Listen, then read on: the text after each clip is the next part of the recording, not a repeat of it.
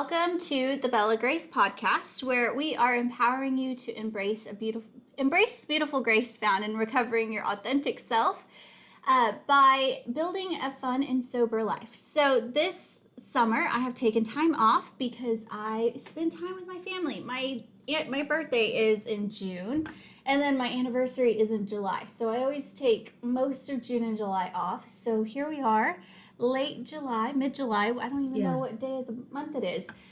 But so we're back because I just had to share my friend's story with you guys. This is my friend Rosie. Hi. And Rosie and I met at a Bible study. Yes. With our friend Anna, and we've been friends for about 2 years now. Yeah. It flies by. It's crazy. I know, and I feel like I've known you for a while now. Yeah, I know. I feel like that was us with all of our friends from Anna's and all the groups. Is we were instant best friends. Yeah, and I love that. And I think you were wearing those same glasses, and the whole time you were talking, it was your voice that captivated me. And your glasses, I was like, wow, those are some really bright glasses. Yes. I tell people, if I go out in public and I'm not wearing them, people won't recognize me. Because either these are the, funky purple, orangey ones that I wear sometimes. But, yeah, if I don't have on my weird glasses, people don't recognize me. I love it. I love it, Yeah. So this season, we've been telling stories of people who have built a sober life and who are having fun doing it. Rosie's story is a little bit different, and I had actually planned on doing this next season, but I didn't want her to lose her nerve. So here we are. No, Rosie's story is a little bit different because I know you'll have a drink here and there. Yeah. Maybe a margarita at dinner, what special occasion, whatever. But you've intentionally created a life that doesn't revolve around alcohol for you and your kids. Yeah.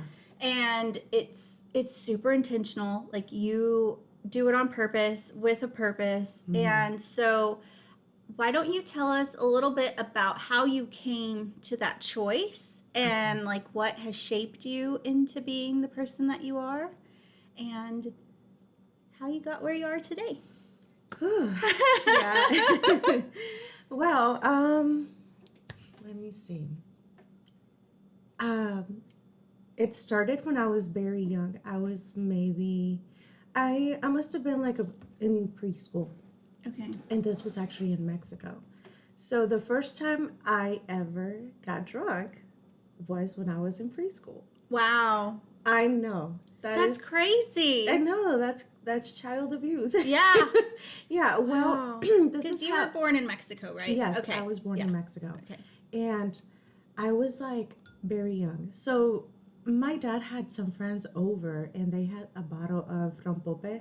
Mm-hmm. And I just looked at it, and I thought it was like juice, like milk. So I had a taste of it, and I thought it was so good because it's so sweet. And so I poured myself a glass, and the next thing you know, I passed out. Oh, wow. Yeah. I remember the next day I woke up and I felt sick. I felt nauseous. I think I actually did throw up, and my head was just hurting.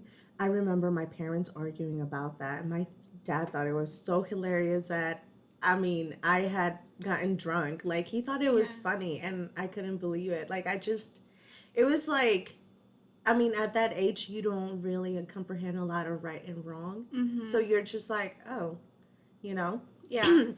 So that's that. And my other bad memory about that I experienced with people being drunk or drinking was my dad. My dad used to constantly drink. He would drink every day with his friends, with family. And one day, actually it was one night, he showed up at our house in the middle of the night with my uncles, and they were all drunk, and they all had guns. So drunk people and guns don't mix. Worst. Yeah. I think just alcohol in general. Yeah. There's nothing right that you can do when you're drunk. Yeah. Nothing but bad choices and lost inhibitions is what comes from alcohol. Oh my God, yeah. Well, we show up at at my house in the middle of the night, drunk with guns, and they were really loud. They started arguing with my mom. They started just telling her things. I can't remember what they were fighting about. I just remember that they started hitting my mom. Oh, wow. They took her out to the backyard and they started kicking her. They started punching her. And it was a huge commotion. Like, we woke up and we went looking for my mom, and I saw her on the floor getting hit by my uncles. So at this point, I remember just being around and like screaming, like, stop. And it was me and my other sisters, like, we were just in tears. Like, I think we might have been like in shock, because I remember we were just shaking, and I just like it. At that age, a child's brain can't comprehend so many things. Yeah, no. So it's a lot, and all that stuff can traumatize you forever. And it sometimes it feels like it was just yesterday, because of like how traumatic it was. And so raw, like the emotions around it. Yeah. Yeah. And I remember looking back where my uncles were, because they were all just taking turns, hitting her. And I remember searching for my dad. And I'm like, where's my dad? Like, and he's just in the back standing with his arms crossed, like, just there. Like, I feel like that for me was something I will never forget, because the person or the parent figure, or either your mom or your dad, the people who are supposed to protect you, guide you, help you, or sometimes the people that end up hurting you the most. So that's when I realized my dad was a coward. Yeah. Because it was just so like, I can't believe you're just standing there. Like, why aren't you doing something? Like, what is wrong with you, Yeah. After that, like, obviously my mom left him, and we hid for a while because my mom couldn't even move. Like, one of her friends picked her up, and because one of my sisters went to get help. Yeah. So it's amazing that your mom left, because so many women stay stuck in that abusive cycle for so long. Yeah. And it wasn't your dad doing the kicking, but it was his brothers. So essentially it was him. He was allowing it. Yes, of course. Yeah. Yeah. So yeah, it was really bad. My mom left him, and I think it's because she couldn't even walk. Yeah. Like, my mom's friend and her husband had to carry her. And we stayed at their house for a few days. After that, we moved to a bigger town. And my dad searched for her, and he, finally found us and begged for forgiveness. And my mom, loving him, just decided to take him back. And which is so typical. Yes, it is. I was in an abusive relationship in high school, and people will always tell you, like, why didn't you just leave? Why didn't you just leave? Like, why did you stay in that situation? It's not that easy. No, it's not. Especially when you have kids. Yeah, of course. Definitely when you're like married, you have kids. You don't think about yourself anymore. You think about your children, and you think about their future. So I feel like that's what my mom did. Because I feel like, although my dad and his brothers did that, like, she was like, I love you. And I think it takes a lot to just want to work something out with someone who's been that hurtful to you. Yeah. So when they finally worked things out, my mom convinced my dad that if they were going to try to work things out, they had to move far from my dad's family. So they decided to come to the United States. Okay. And I was 7 years old then. Okay. Yeah. Yeah. So we moved to Georgia, and we lived there for like 2 years. My dad got a DUI, and it was horrible. Like, I remember that, like, the cops there were so mean. They beat him up. Oh no. Like, I don't know if it was a racist thing or whatever, but yeah, he was badly hurt. And you would think that he would learn his lesson. No. Stop. No, he did not. No, he continued to drink. He became abusive again to my mom. And I remember that he would drink sometimes, and we would just be hanging out with my dad. And I mean, we were young. I mean, we were like little. I mean, I was probably like 7 years old. Yeah. And we would take like sips of his beer, and he thought it was funny. He thought it was cool. It was like, because he was drinking alone. Yeah. I mean, he didn't have friends or anybody. Yeah, because y'all had gone from Mexico to Georgia. Like, he didn't have his brothers anymore or his friends and family. So, yeah. Yeah, so he thought it was funny. He would, you know, like when he would talk to people, he'd be like, yeah, they like beer. They take sips of my beer. Like it was something so cool. Like, to be proud of. Yeah, like, oh my God, my kids are just like me sort of thing, you know? So we were like, I guess just doing it. I don't know. And because you don't know any better. And your dad is supposed to be the one taking care of you. Yeah. So if dad says it's okay, it's got to be okay. Right? Yeah. Yeah, because you look up to them and you're looking to them for guidance. Yeah. Like, hey, like if he's allowing, it's okay. Like, you know, there's nothing wrong with this. Like, oh, my daddy's happy because I'm taking a sip of beer. And like, that's the other part of it is you want to make your parents happy. Yeah, Children of course. innately want to make their parents happy.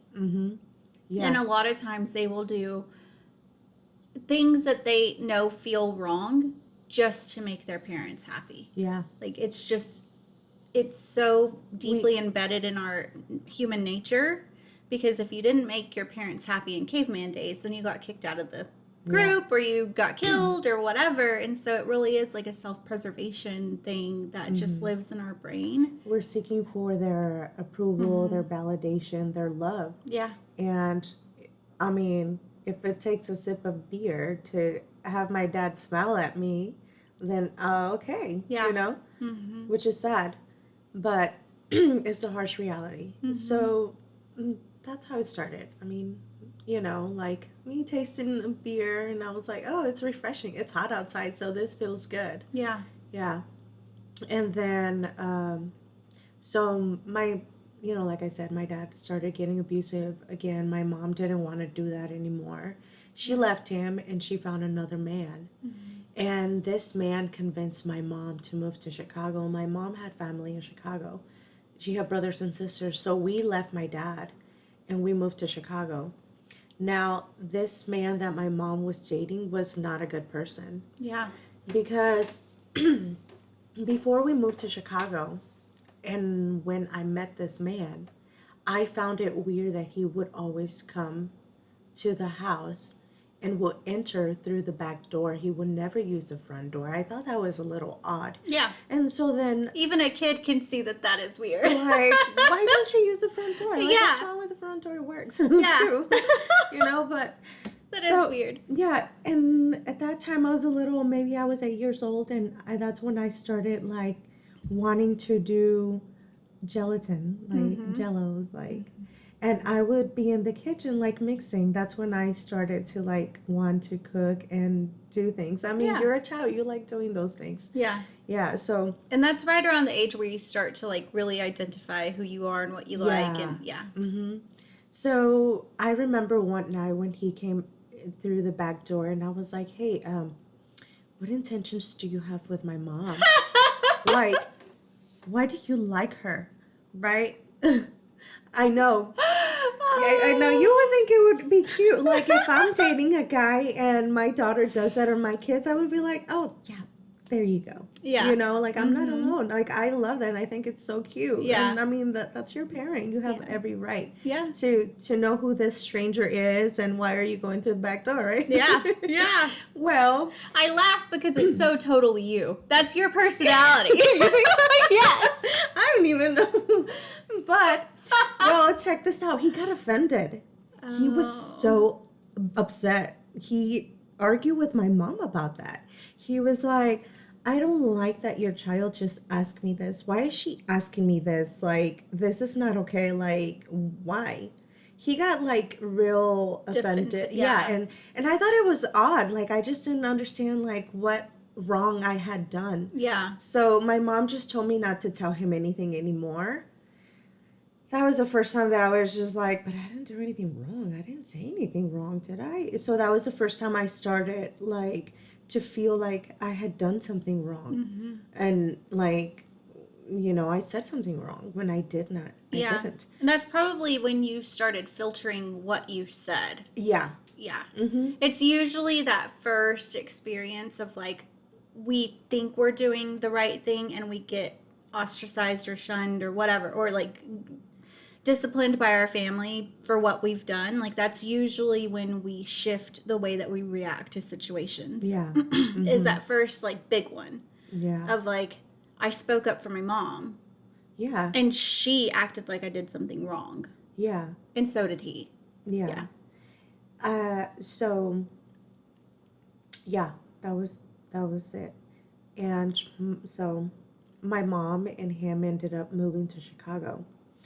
So moving to Chicago was so different because we were in Georgia. It was more like country. It was calm. It was Quiet, slow pace. Yeah. It was beautiful. The and South. Chicago was loud, was crazy, and it was just too much. Yeah, because y'all were in the city, right? Like, we were.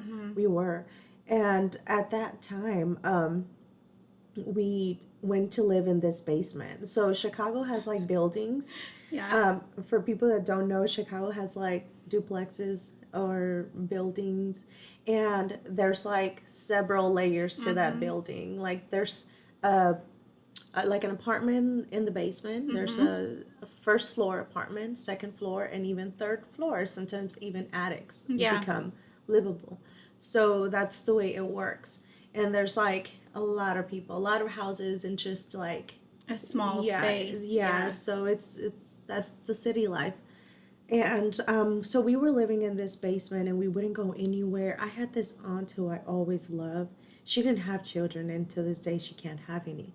So she just loved me. And I mean, I needed that love and attention. So she would ask my mom if I could go and hang out with her and just, Yeah. So she would take me for the day, and I would go and like water her plants. She had a lot of little plants, and she would give me like a little sprayer to spray them and water them. I was her little plant. Yeah, plant keeper. Yeah, I was. So that's where my love of plants came from. You gave me that plant over there in my kitchen, and she looks very pretty. I just saw it and I was like, that's a nice plant. I can't remember. You didn't remember giving it I just gave it to you like a month ago. Yeah. Oh my god, I am horrible. Yeah, you did. I know. I was so worried about her when I was on vacation because we were gone for a week, and I water her on Fridays. And so now I started watering her on Saturdays because we didn't come back until Saturday, and I forgot to ask to say his boyfriend to water her on Friday. Yeah, so she's getting watered on Saturdays now. Well, you can water her like every 2 weeks too. Oh, okay. It doesn't matter as long as like the soil doesn't every get too 3 dry. weeks too. Okay. Yeah, because they're indoors, so they don't have a lot of like heat to absorb the water. Yeah. So that's good. Okay. Yeah, so she's alive. Yes, she's doing good. Alive. She's pretty and well, thriving. I know. I want to get like a stand so that she can be in the podcast right here instead of the little fake. Yes, a little. I have a real tree right here. Have you named her? No, I haven't. To say it was like, I said, we've got to name the plant. And to say, I said, why? It's going to die. And I'm like, it's not my fault. Because nothing really stays alive in this house because there isn't a whole lot of windows. Mm-hmm. And like, this is the only window that actually lets sunlight in. They need a lot of natural light. Yeah. And I'm like, it's not my fault stuff dies in this house. It's the fact that there are no windows. It's the fact that there's other two individuals in here that can help things stay alive. They don't. So she's doing good. That's so funny. Well, I'm glad that she's alive. Yes. Yeah. I love it. It like brings nature into the inside. Bigger. I know. Yeah. I love that. Yeah. It's gotten taller. Big. That's why I lifted it up a little bit because the leaves were touching the counter. Okay. And I was like, oh, I need to move it. I need to get like a standing pot for it and stick it like in front of the window or something. Yeah. Oh, I love it. I'm glad. Yeah. I'm glad. So that's where my love for plants came from your aunt. Yeah. I would water them, and I don't know. I guess because I also grew up in a little ranch in Mexico, and my grandma had like all these plants. It was like a paradise. Yeah. So it just made me feel like a little bit of home. Yeah. Yeah. So then when I would go with my aunt and her husband, I would sometimes stay over. So one day, I don't remember where I would sleep. I just remember that day because it felt very unnatural. I remember waking up in the middle of their bed. Like he was on my left, she was on my right, and I would sleep in the middle.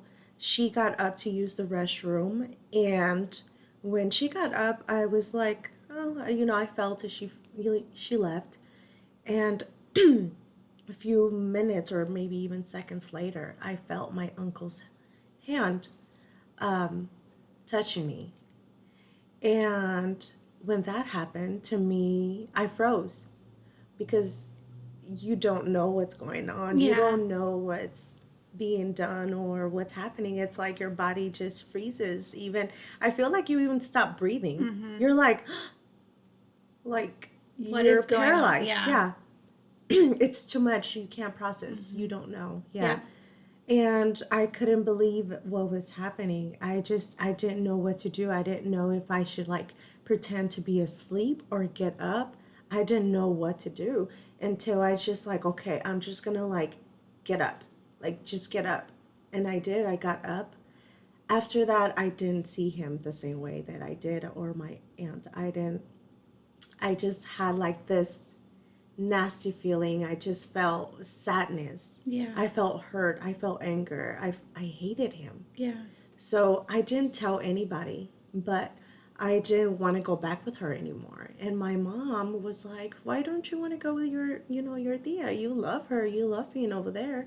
And I would just say, "No, I just want to stay here and play with my sisters, because you're sometimes like your parents or certain people don't teach you how to speak up. yeah, they don't teach you these things. My mom never told me about, hey, like no one should touch you there, you don't show your private parts, or this is not okay. Yeah. And I feel like a lot of these things happen in the Hispanic community because a lot of parents are either shy or they just don't know how to have these conversations with their girls or even boys. Yeah. So No, it's true. I have a cousin she's older than me, and she was in her 30s the first time that she said, "Do you have a pad?" And I said, "No, I don't have any pads. I haven't worn a pad. Like I rarely have pads." And I said, "I have a tampon." She's like, "I don't know how to use a tampon." I was like, "What? You're 30 and you don't know how to use a tampon?" Yeah. But it was because my aunt never had that conversation with her. Like, we didn't know about sex. We didn't know about anything. Like, I had creepy uncles, family members, whatever, like, that my mom would be like, "Don't sit by yourself with them. Don't sit on their lap. Like, don't be alone with them." But that was as far as the explanation went. It was never like, if like they do X, Y, Z, tell me, or don't go around them because of blank, like whatever. Like, there was never an explanation. Yeah. And with most Hispanic families, there's never even that statement of like, don't go around them. Yeah. It's never spoken about. I don't know if it's because they're not taught or because they just don't know or any better, or they just don't want. I'm still confused about that, honestly. Yeah. So and I know my grandma. Sorry, but I know my grandma was physically abused by my grandpa all the time. Like, it was a seriously abusive relationship. And so part of me wonders if my grandma never spoke up about the things that was happening because she feared for her life and the life of her children. But the problem with that is that then it got passed on to the next generation, and the next generation of boys thought that it was acceptable. Yeah. And it happened to my cousins. And then my cousins were the ones that were like, "No, it stops here." And I had the same mentality. So with my daughter, I would tell her, like, no one touches you here. Not even me. I'm not even welcome here. Yeah. Unless you need help from me with something, but you have to ask for it. So like, she started wiping herself really young, like, because she wasn't comfortable with anybody touching her. And she's still the same way. Like, she does not like her bits touched. I have these conversations too with I have 11-year-old daughter and 8-year-old son. Yeah. So for me, it is very important to talk about these things. And I don't go into a lot of detail because I know that I don't want to traumatize them. Yeah.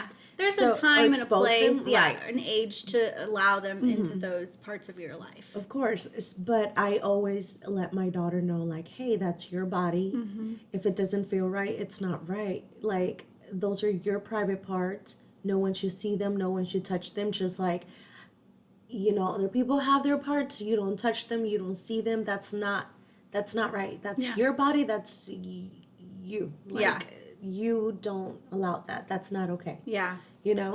So I always talk to her, and the older she gets, the more information I give her. Yeah.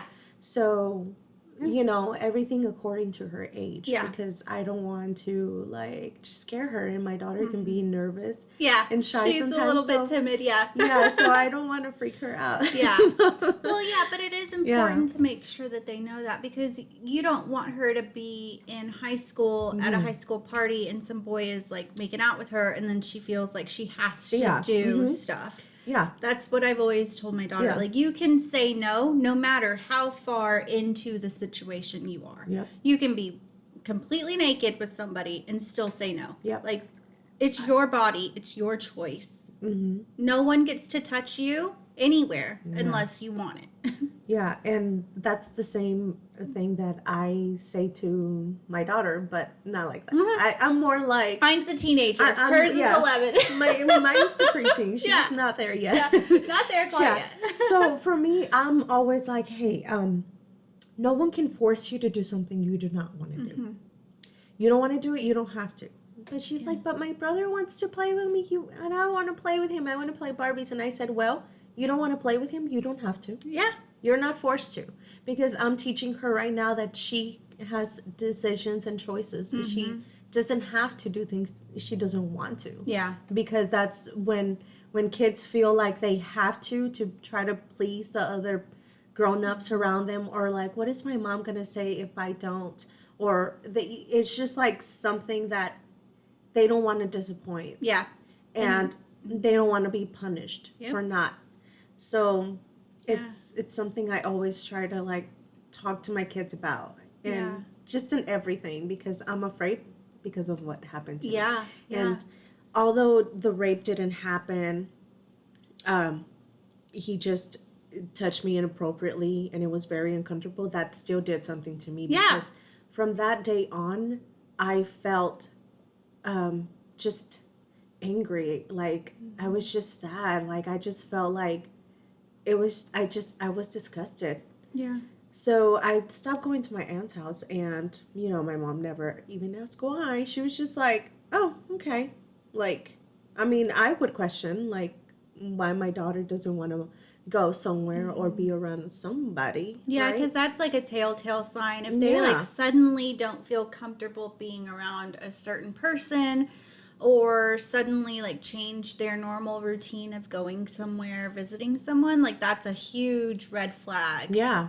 Of potential grooming, sexual abuse, inappropriate touching, and I know you said the rape didn't happen, but that doesn't matter. Yeah.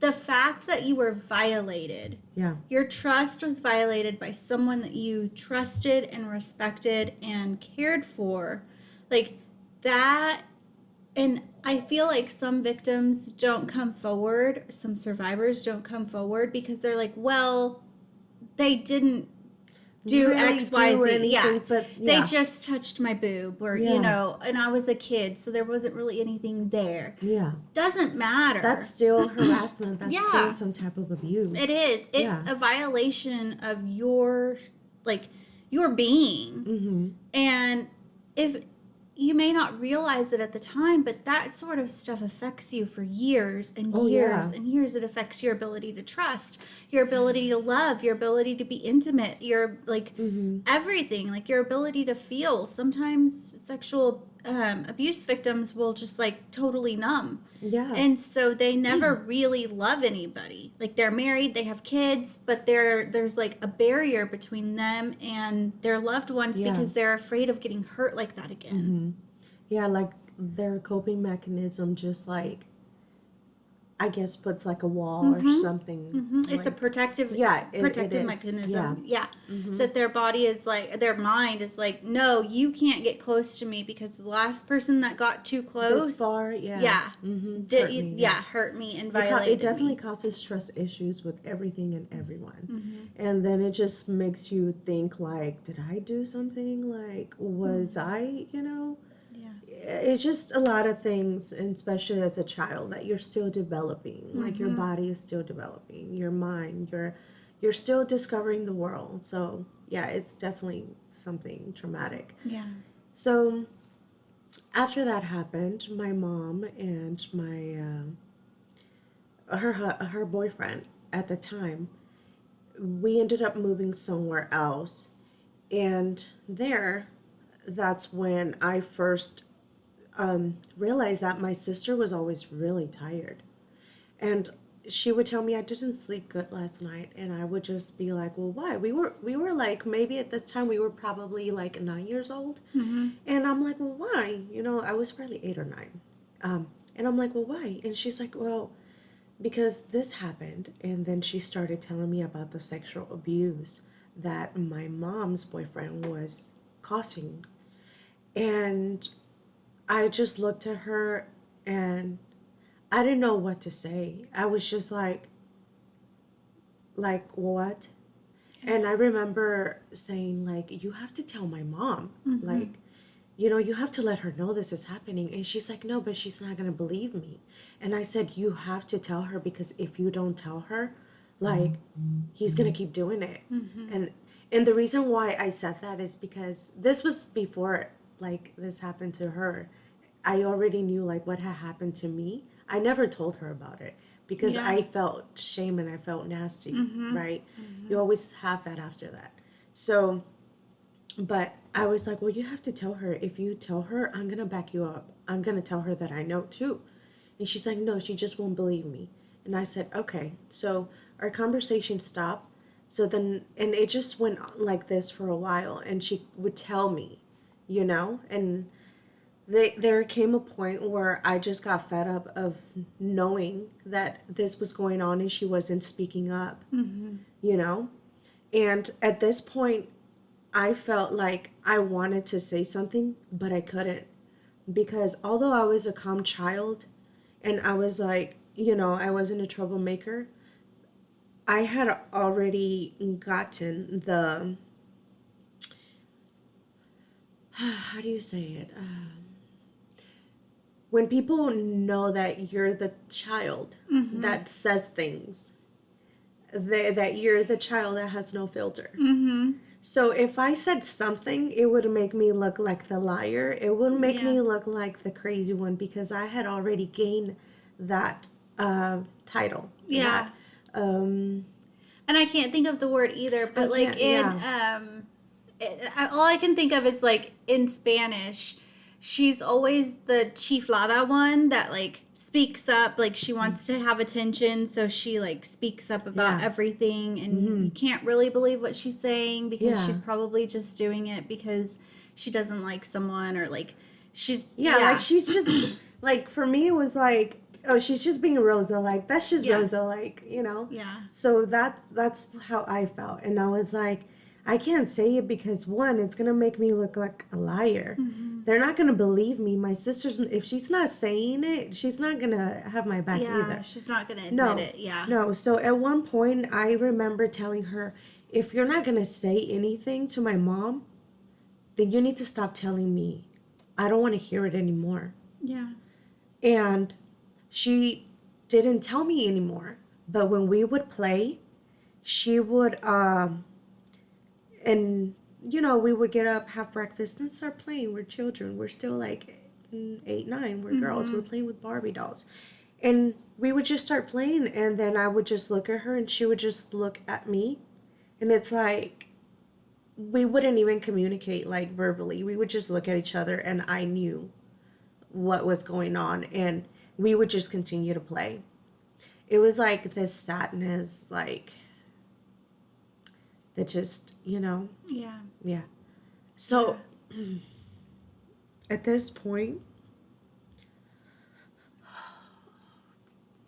my sister had stopped wanting to play. And she didn't want to play anymore. She would just lay down sometimes on the sofa with a blanket and fall asleep. Yeah. And I think that was like her way of shutting down. Mm-hmm. Because we didn't have safe adults. Yeah. My mom wasn't going to believe her. I couldn't do anything for her. And she stopped playing dolls. Yeah. And her boyfriend was very abusive. He was verbally abusive. He would hurt my mom. He would hurt my sisters. He hated me. I was the problem child to him. But he knew he couldn't do anything He to couldn't you mess with because me. you would speak up, because you spoke up to him that very first day. Like, Oh my God, he hated me. yeah, and I think that was the point we were trying to make before. Yeah. Was like, he knew you would speak up. Like, you weren't going to keep quiet. Mm-mm. So, I hated him too. That's all right. Well, he at this time, like my mom, we had a baby sister, and she was maybe like a year or 2 years old, maybe around that age, and she would have bruises all over her body. Oh. She would have patches of hair missing. He would do that to her. Oh no. Yeah, his I don't remember why or how, but like his way of like getting us to go to the room or have us go to the room in the middle of the night was for him to say, "Hey, your sister needs her diaper changed." And that's how my sisters would go in there. Like some of my sisters would go in there, and that's when it would happen. Yeah. He tried to do that to me once, and I was playing. I would remember that I was so upset because he was calling me to go change her, diaper or pull up. And he closed the door when I went in, and I just looked at her and I was like, I got so angry because he took me out from playing to go change my sister's pull up, and I'm thinking, well, aren't you the adult? Yeah, you And- do it. Yeah, no. So I turned around and I'm like, why are you calling me to change her pull up? Like, why can't you do it? Yeah. I guess that took him by surprise, and he was like, he didn't know what to do or to say. But now that I think about it, that's what he was trying to do. Mm-hmm. That was his strategy. Yeah. So I walked out of the room. Nothing happened to me. My sister at the time, she was also very chunky because he would force her to eat. During dinner time, like, she would cry because she wasn't hungry sometimes, and he would force her to eat. He would like, no. He would make my mom, make her eat. Or one of my sisters. It was like a very toxic thing. Yeah. So I would get angry because I would just eat and I would watch this BS, and I hated it. I was that child that I was like, I have to say something. I have to do something. Yeah. And I got up once and I was like, can't you see she doesn't want to eat? Why are you forcing her to eat? Yeah. Oh, I got punished. I was sent to my room. I was that child. I don't know where that courage came from. I don't know. I look back and I'm like, oh my God, I did that. Yeah. Well, it It's came crazy. from the fact that you love your sisters. Yeah. And you didn't want what had happened to you to happen to them. Yeah. You also couldn't control what you probably knew was happening. Yeah. And the one thing you could do was speak out on the other little things that he was doing. Yeah. And try to raise the red flag of like, this isn't right. Yeah. And hopefully, like, that would lead to your mom, like, seeing Yeah. what he was doing. But I think my yeah. mom was just scared of him. Yeah. Because she wouldn't speak up. it's like he controlled her also. He manipulated her. So she would just allow it. Like, Yeah. I don't know. She was just like, look the other way. Mm-hmm. So at that time, I think I was 9 years old. I started sleeping with a knife under my pillow every night. You know how every person, like every mom or everyone has their favorite knife. Like I have my favorite knife that I use to chop vegetables, fruit, Yeah. whatever, and because it's the best. It's Yeah. like sharp and it's like the I favorite have my knife. favorite knife too. Yeah. Yep. Well, I would use my mom's favorite knife because it was like sharp and it was nice and it was just like a weapon for me, like to defend myself. And I would sleep with that knife under my pillow every single night. And every morning or every time my mom was home, she would be like, "Where's my knife? I can't find it." I would run and I would just put it in the kitchen. I had become that child where I was like, I am going to hurt him if he tries to hurt me. Yeah. Also because we would sleep on a mattress and it was like all of us in a row, and then I would sleep on the edge or sometimes in between my sisters, but that knife was always under the pillow because I said if he tries to hurt me or any of my sisters, he's gonna get it. I'm not gonna allow this to happen. Yeah. I don't know where that came from either because I'm not a crazy child. I wasn't a crazy child, just so you guys know I'm not. No, you're just a defender of the ones that you love. Yeah. Like that's you got hurt. So what? The thing with your uncle happened before all this stuff. Yes. Yeah. So Everything, yeah. Mm-hmm. So I guess I already had that anger inside of me, like, you're not gonna mess with me or my sisters. Like, I guess I also took it upon myself because I realized that my dad was not in my life in this moment. My mom would look the other way. So I just felt like I had to take that role of like, I don't have a dad. We don't have anyone to protect us. Like someone's gotta like protect me and my sisters. Where are you in the like? I am the age group? second oldest. Okay. Yeah. So, I don't know if that even matters. It does. It but does. for me, I was like, okay, someone has to do something because no one does anything. And was your older sister the one that would go to sleep on the couch and like just totally dissociate? I don't want to share that. Yeah. No, that's fine. I don't because, yeah. Yeah. No, that's totally fine. I can tell you it was some of my sisters. Yeah. Yeah. Yeah. So, yeah. Yeah. I don't ever ask them exactly what happened. Yeah. It's their story. I never. I get curious sometimes, but I don't ask, and they don't share because it's like I think it's best that I just don't know. Yeah. And I don't want to force them because it's painful for me, even for me to just know. So, yeah, but the reason why I'm talking about this is because I realized that he did drugs. He did coke.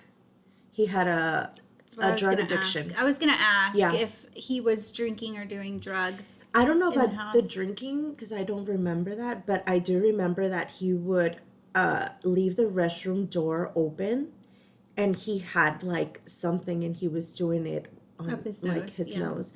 I didn't know at the time. I mean, because you're a child, you don't know.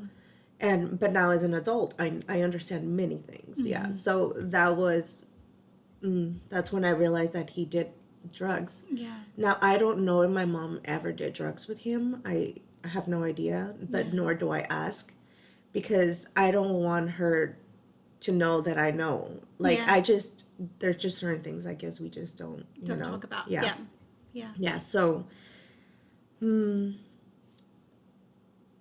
after a while, my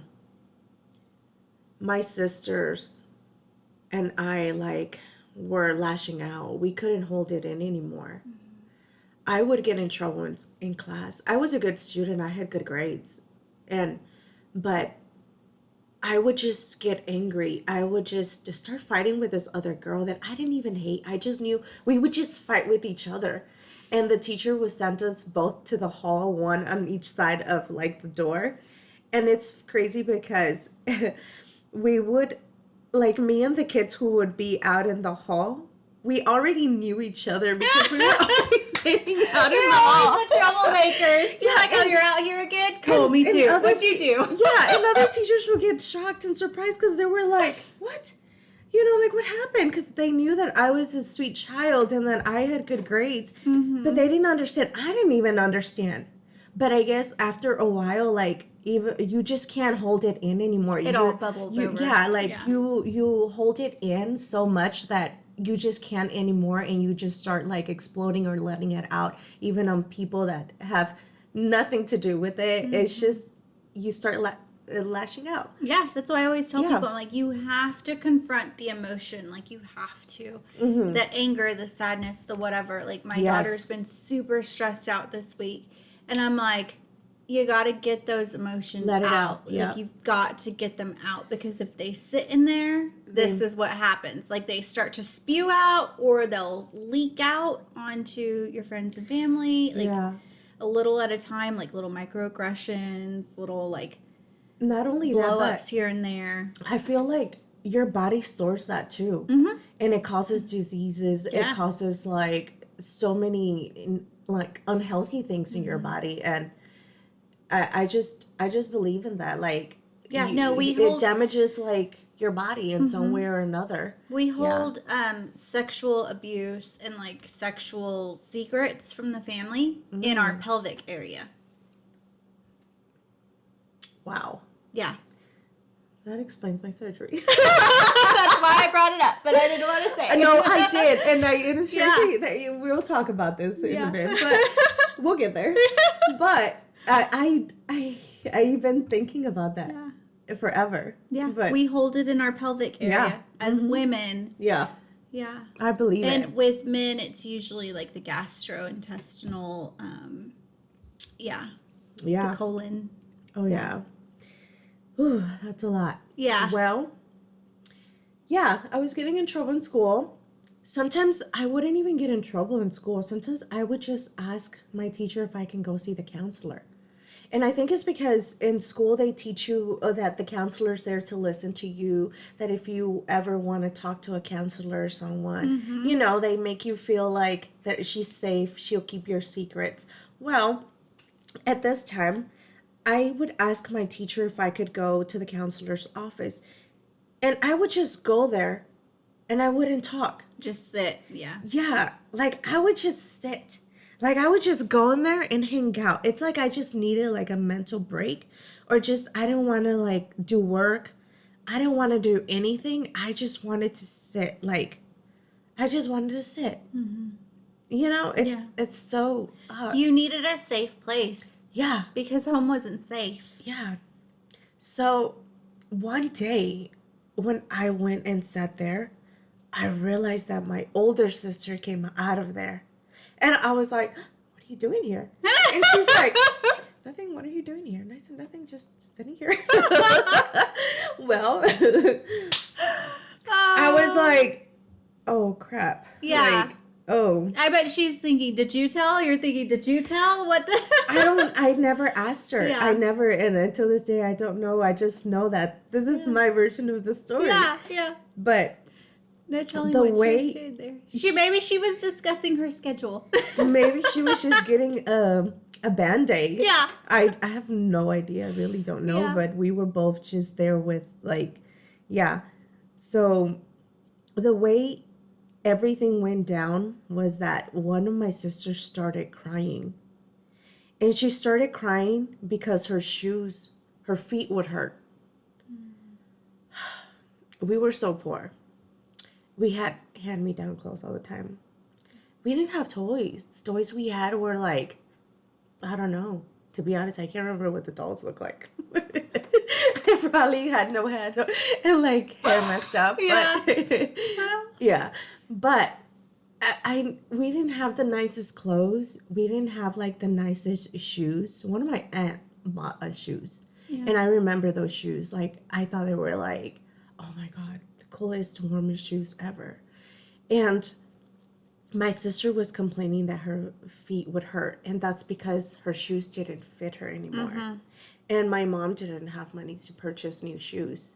So it was like, that was her excuse.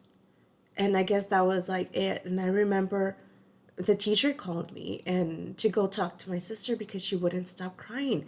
And I just remember going to sit next to her and sitting on her right side and just going like this, like she wouldn't stop crying, and I was just like this, like, oh my God, like, you know? Well, I guess based on my behavior, the way we were acting, I'm assuming they were already making notes because now as a teacher, I'm a preschool teacher, so Yeah, now you pick up on those yes, things. Yeah. yes, And you're trained to pick up on those cues. yes, of course, everything we have to write down when the child is dirty.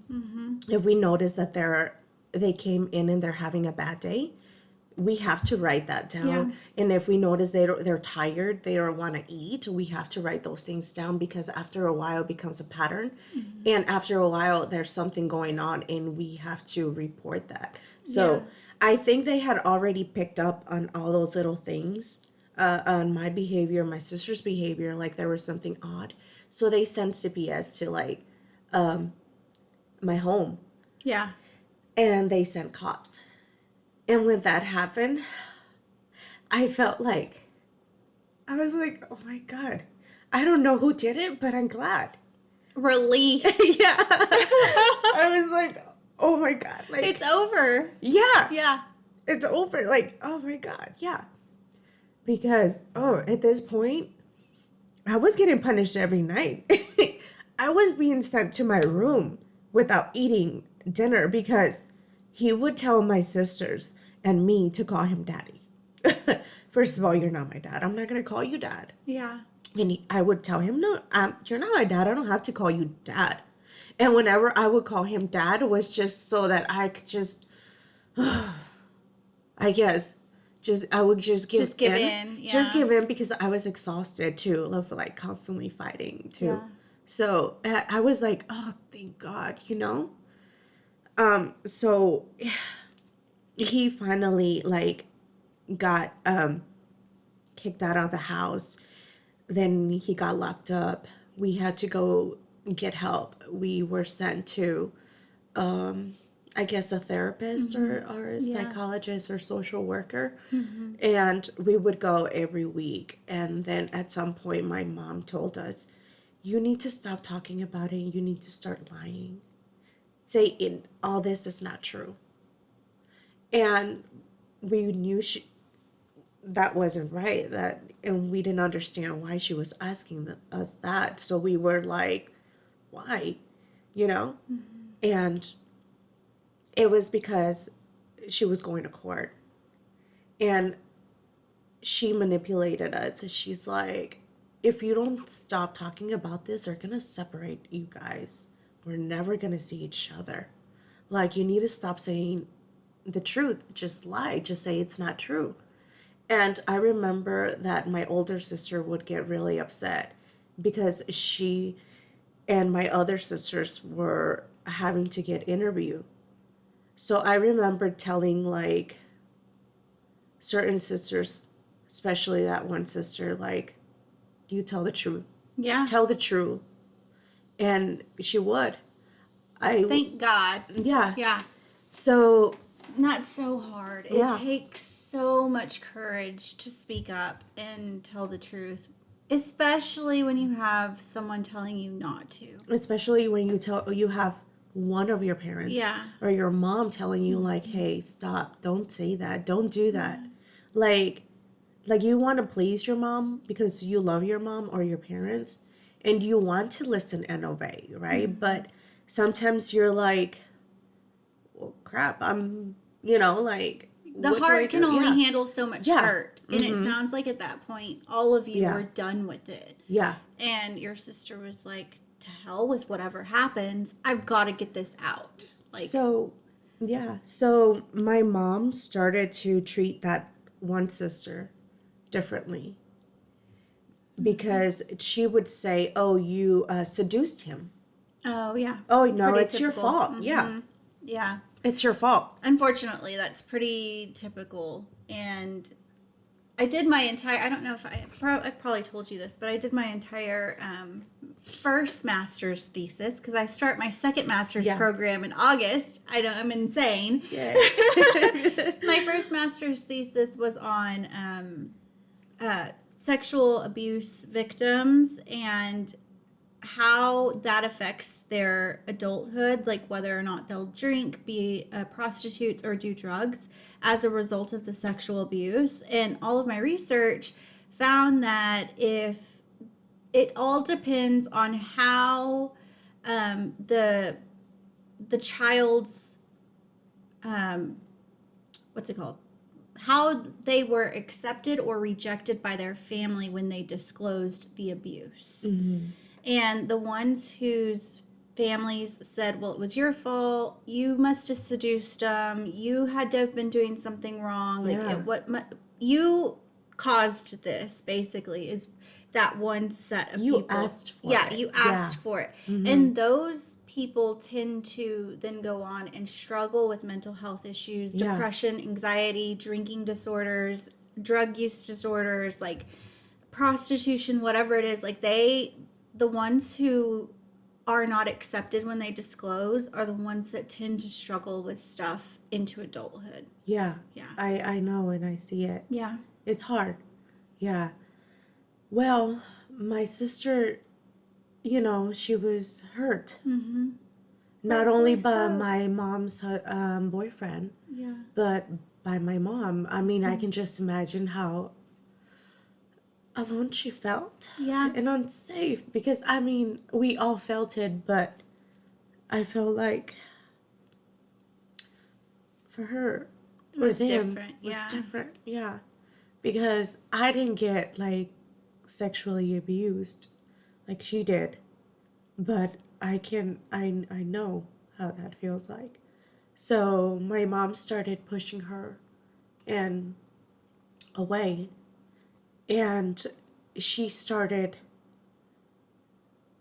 overcompensating for the behavior she was giving to her with me.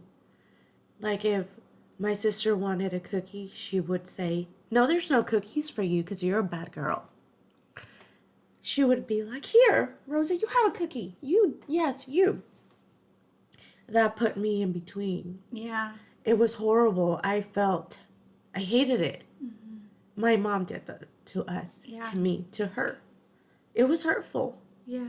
So, my mom had to work like 3 jobs now in order for her to be able to pay the rent. And, it was 7 of us girls. My dad was not present in our lives. And the city can be very expensive. My mom wasn't getting any kind of help. So we wouldn't see her. So at this point, I had already learned to cook. At like 9-10 years old, I was already cooking for my sisters. My older sister was in charge of like making sure that we were doing what we were supposed to. I would cook. My other sisters would mop, wash dishes. We would all look after each other. Mm-hmm. So it's like we were forced to like grow up. Yeah. So fast at a young age.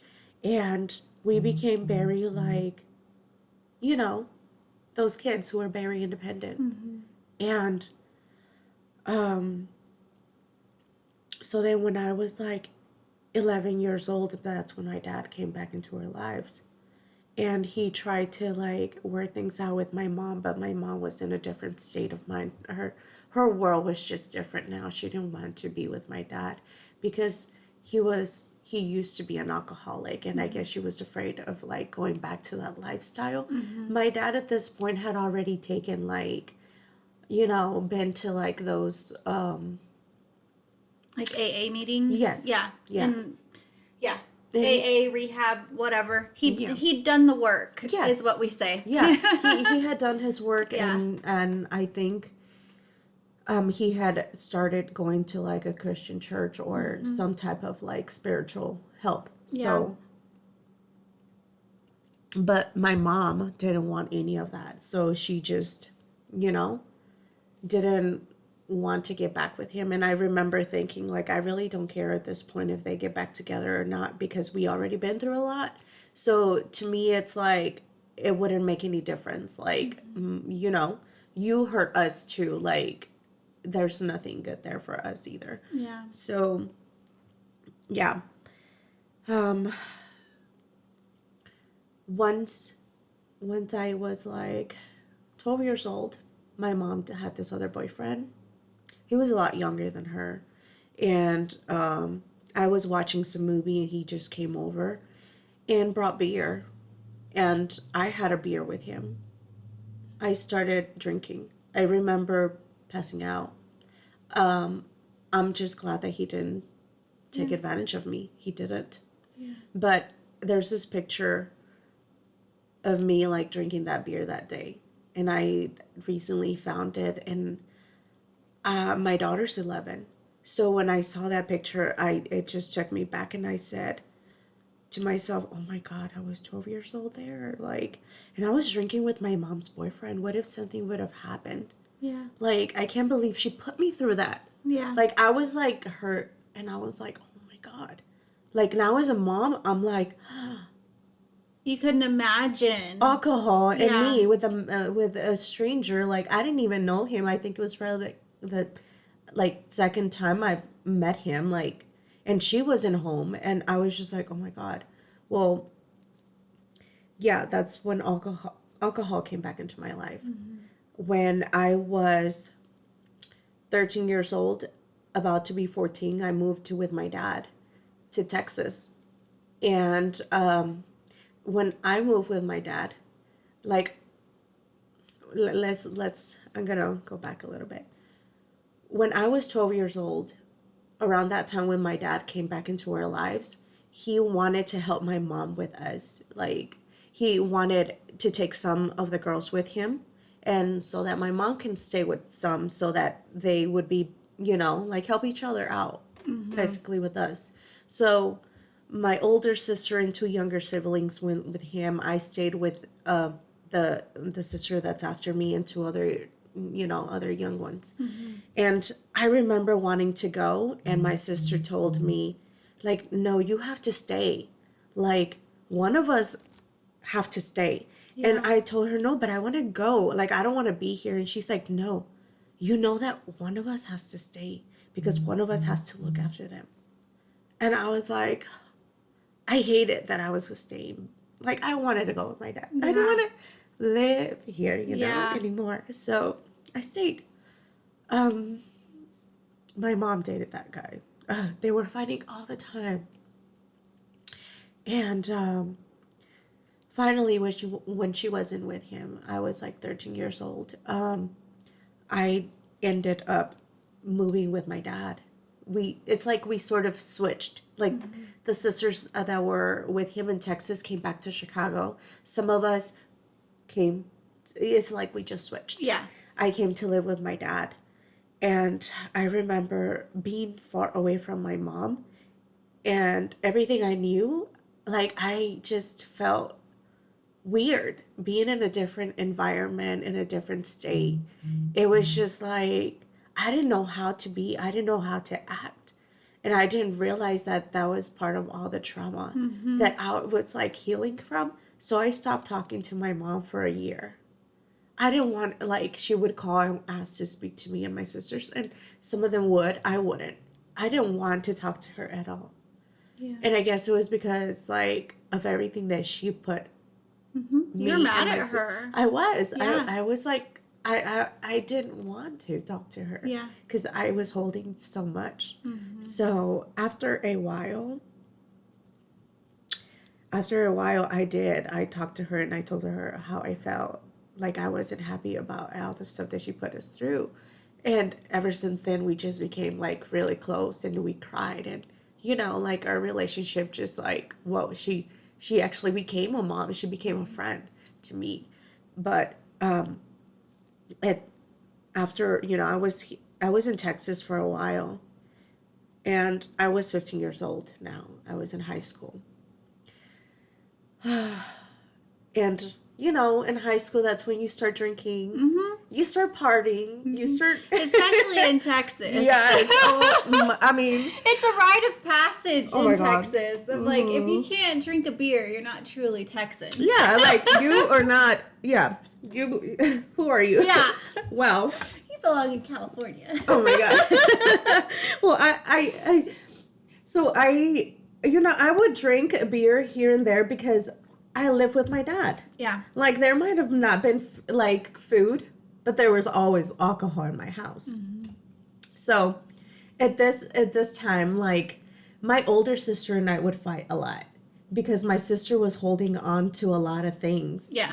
And she wasn't well. I wasn't either, but the way that I saw my life was like, I'm 15 years old. I'm a teenager. I'm going to try to live the best life that I can because of everything that I've been through. And I just want to be normal. Yeah. I want to just be normal, a normal teenage girl. So my older sister would act like she was my mom sometimes. And that would get on my nerves. And sometimes she would be so mean to me. And it was because of what my mom did to us. Yeah. She had like that grudge and stuff against me because she thought my mom just favored me over her because, Yep.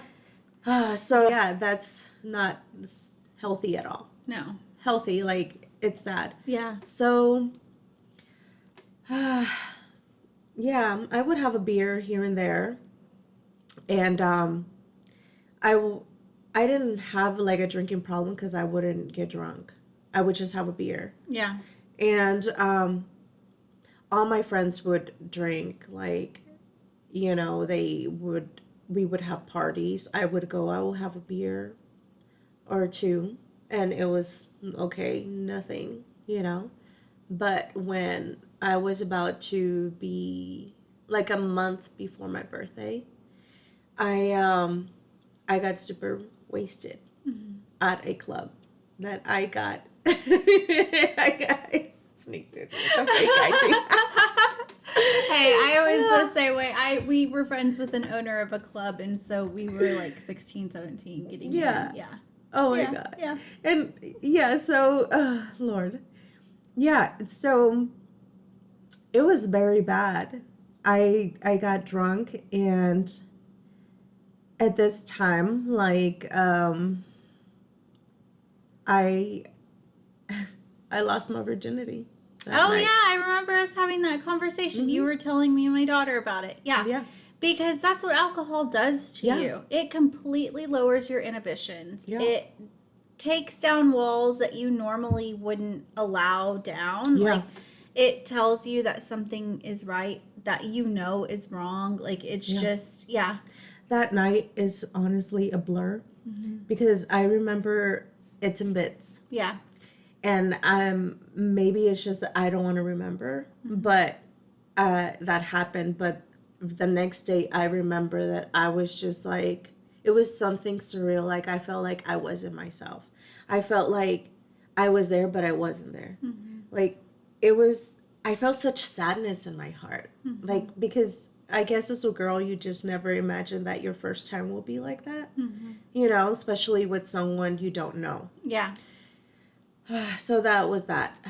That was the alcohol. Because if I would have not been drinking, that wouldn't have happened. No. Yeah. It wouldn't have happened. And Yeah. So then that's that. I continued to drink throughout high school and go to parties. But at this time, my sister she just had it out for me. Like, she called my mom from Chicago. And she's like, you need to get your daughter because she's out of control. She is like not coming home. I think she's on drugs. She doesn't listen to my dad. She is just out of control. My sister was trying to get rid of me. Yeah. I was not on drugs. I must have been drinking, but I didn't have like an alcohol problem. Like, I wasn't getting drunk all the time. That was the time that I got drunk. That one time. Yeah. Yeah. And I wasn't always like doing that because at that time I had a job too. Yeah. And I was going to high school. So I knew that my sister was just out for me. Like, she just hated my guts. And it hurt me so bad. So and my dad and I would fight because my older sister would tell him like, yeah, Rose is doing this, like she's not doing that, she's just, you know, out of control. So my dad will fight with me, and I would fight with my dad. I would tell my dad things that no one would. I would be like, yeah, you're an alcoholic, like you know, there's no food in the house, but there's alcohol here, like don't try to tell me what to do. Like I would be that child again. Yeah. And he hated it. He wouldn't hit me, but he hated it. So he Yeah. would start drinking. Yeah. Sorry. Like he would drink more and more and more. Like that was his way of like coping. Like Yeah. of like, oh, I can't do anything to her, and so I'm gonna drink. So yeah. And he wouldn't talk to me and I wouldn't talk to him, and I would just be like, whatever, I don't care. You know, I went to live with my mom, and when I went with her, she was dating someone else. So now this man, like, I was like, oh, okay. So, I mean, I ended up going to Chicago, and I agreed to go only because I knew that it didn't matter what I said, what I did. My sister had already made up her mind. She had convinced my dad that I was like just crazy and out of control. So I ended up leaving. And, you know, she had this boyfriend. And at first he seemed nice, but then, like, on New Year's Eve, like, he got drunk. He didn't know how to control his liquor, like, so he started fighting with my mom, getting abusive with her. And I was so mad. It's like when your body has, like, finally gotten out of, like, your body has already healed, you have done some healing, and you see things that trigger you from your past. Either you freeze or you like start shaking. I felt like my knees were so weak, like when I saw what I was seeing, like him being abusive, verbally abusive, like pushing my mom, and him drunk on my birthday. And I just felt so helpless. Yeah. And I screamed at my mom, and I was like, is this what you wanted me to be here for? Like, this crap again? You haven't learned, haven't you? She was just like she didn't even know what to say. And I was so angry at that man. I was like, it's like I was disappointed again. Yeah. Yeah. It's like I couldn't believe it. Well, my mom, he had like such a bad drinking problem. Like he would drink all the time, and every weekend, like they would fight every weekend.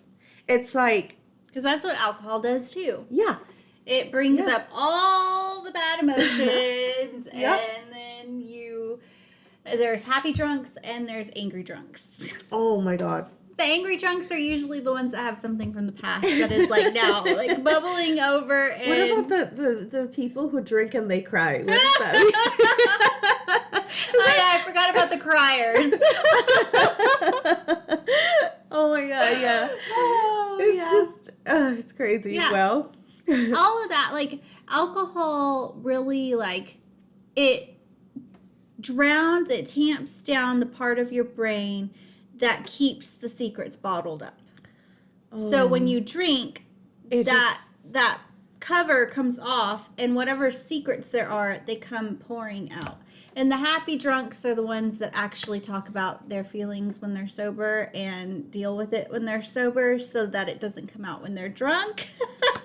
wow. Yeah, but it's like it reduces your inhibitions, and so that part of your brain that usually like says no, these secrets can't come out, when you drink, that lid goes off and Oh my God. the stuff comes pouring out of you. Yeah. Whether it's tears, anger, like resentment, Oh my whatever God. it is, like it just comes crashing out. Like there's no way of holding it back. Yeah. Like, oh, there you go. Alcohol just gives you a green pass to just let it out. Yeah, just do it. Yeah. And I guarantee you, like, I would almost guarantee that your experience the one time you got drunk was your subconscious way of taking control of your own body and saying, like, I can do whatever I want, even sleep with this random stranger. Yeah.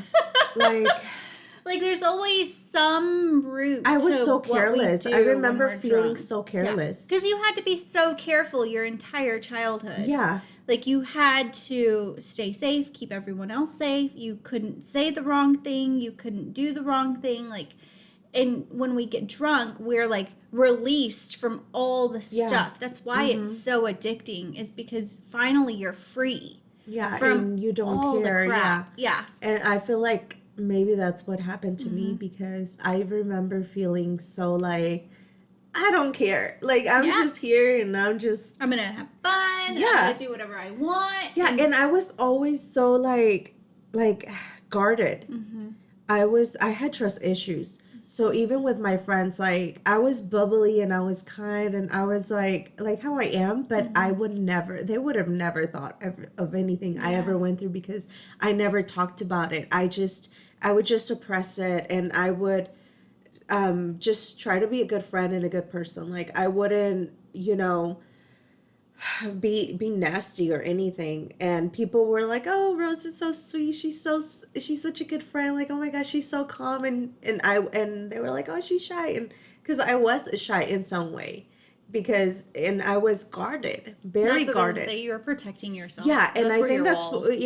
I had a lot of walls, a lot. And I think sometimes today I still do. I struggle with that. You do. I do. I do. Okay, fine. I do. She said I do, and I do.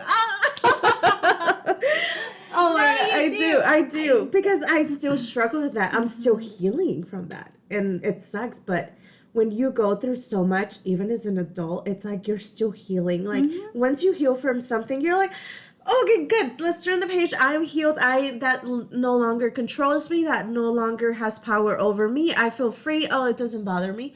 But then another layer, something else, just like, oh, no. Oh, wait, what? I thought I was good, but no, I'm not, because I feel like now I have to heal from this. Like, stuff is constantly like helping you grow and develop into your higher self or your healed self. And in order for you to get there, there's layers, like an onion. Like, you have to peel off, and many tears have to just happen. Yeah. And sometimes you don't even realize that you haven't healed a part of yourself until you're triggered by some crazy thing. Yes. And you're like, why am I feeling this way? And then you do the work and you dig in and you're like, oh. Yeah.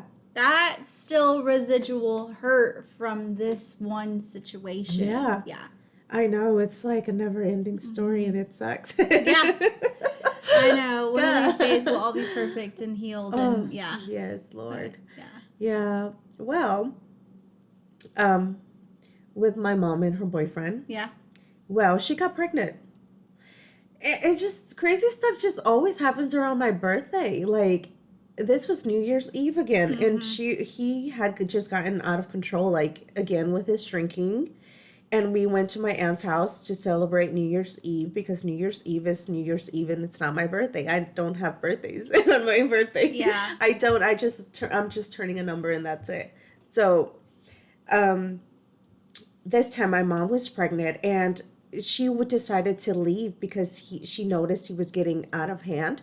So, she gets into the passenger seat, and I'm in the back with my sisters, and he's driving. He's trying to drive while he's drunk. Like, he can't even walk, and he's trying to drive. Yeah. So then I was just like, oh my God, like, what do I do? Like, I've always felt like I had to save, or I had to do something about it, especially as a child. And at this point, like, my mom is, they're arguing in the front seat, and he has like this glass of like maybe whiskey or something, but I mean, I don't know my alcohol. I'm not an expert. Sorry, guys. But there was like a cup with like some kind of alcohol, and he's still trying to drink and drive like this with my mom pregnant and me and my sisters. It's ridiculous. Wow. So I'm just like, he starts to like push her, and they're like, I guess, and I'm just like, I get in between, and I'm like, hey, you need to stop. She's pregnant. And he throws his cup of like alcohol on my face. It instantly started burning my eyes. Like, I couldn't even see, and then he punches me in the face. Oh my God. I was so angry. I was so Wow. sad. I was just like, Yeah. oh. In these moments, after everything I've been through, these are the moments where I have prayed to God and said, why did you not make me a man? Yeah. Because I could kick Yeah. his butt. Yeah. I really wish that growing up I really felt like I should have just been a male. Because I felt like I wanted to protect my sisters, my mom. I was like, oh, why did I have to be a girl? Yeah. Why can't I just be a grown man and just like, oh, you know? Yeah. Well, he punched me in the face. It ended there. Like, I didn't talk to my mom. And good thing this was like during Christmas break. I didn't have to go back to school. Mm-hmm. Because, yeah, like I had like maybe a purple eye right here in between Oh my nose and no. stuff. So I Yeah. tried to cover up with makeup during the week. But my mom would try to talk to me. She would, this is her way of like talking. Do you want to eat? Are you hungry? Do you need anything? And that was her guilt. That was her like trying to Take care of you. yeah, and Yeah. because she felt bad, and I get it, I understand, but I was so angry at her, like for every bad decision that she just kept making with these partners, like, you know. But Yeah. I mean, obviously now as a mom and an adult, I understand where her like what she went through and why she is the way she is, and like Mm-hmm. and I understand she thought she was doing her best and she Yeah. was trying her best. We all do the best that we can with what we have. Right. With the knowledge and the resources and the understanding of the world that we have. And it's hard when your parent doesn't take care of you Yeah. to forgive them for that and to see them from the lens of like, oh, you were broken, sad, hurting, and doing the best that you could. Mm-hmm. It's hard Yeah. to see that past your own hurt Yeah. of how their actions have affected you. But yeah, I feel like that is when I started seeing people in my life from that lens of like, oh, Yeah.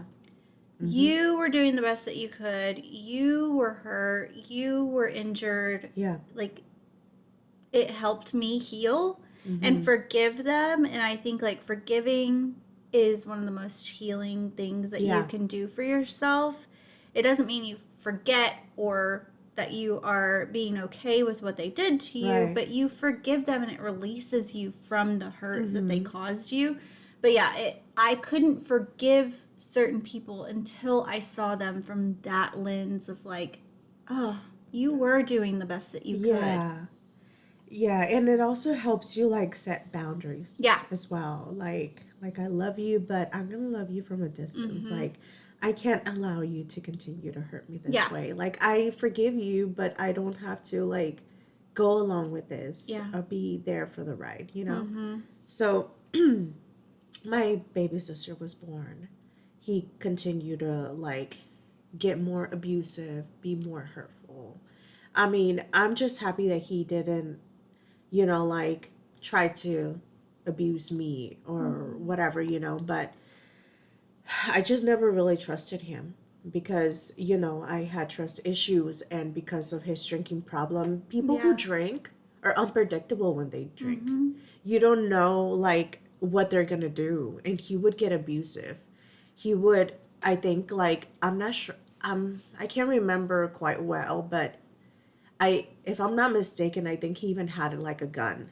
So at one point he did have a gun, and he was just always very abusive. So by now I was like getting ready to graduate high school, and I did graduate high school.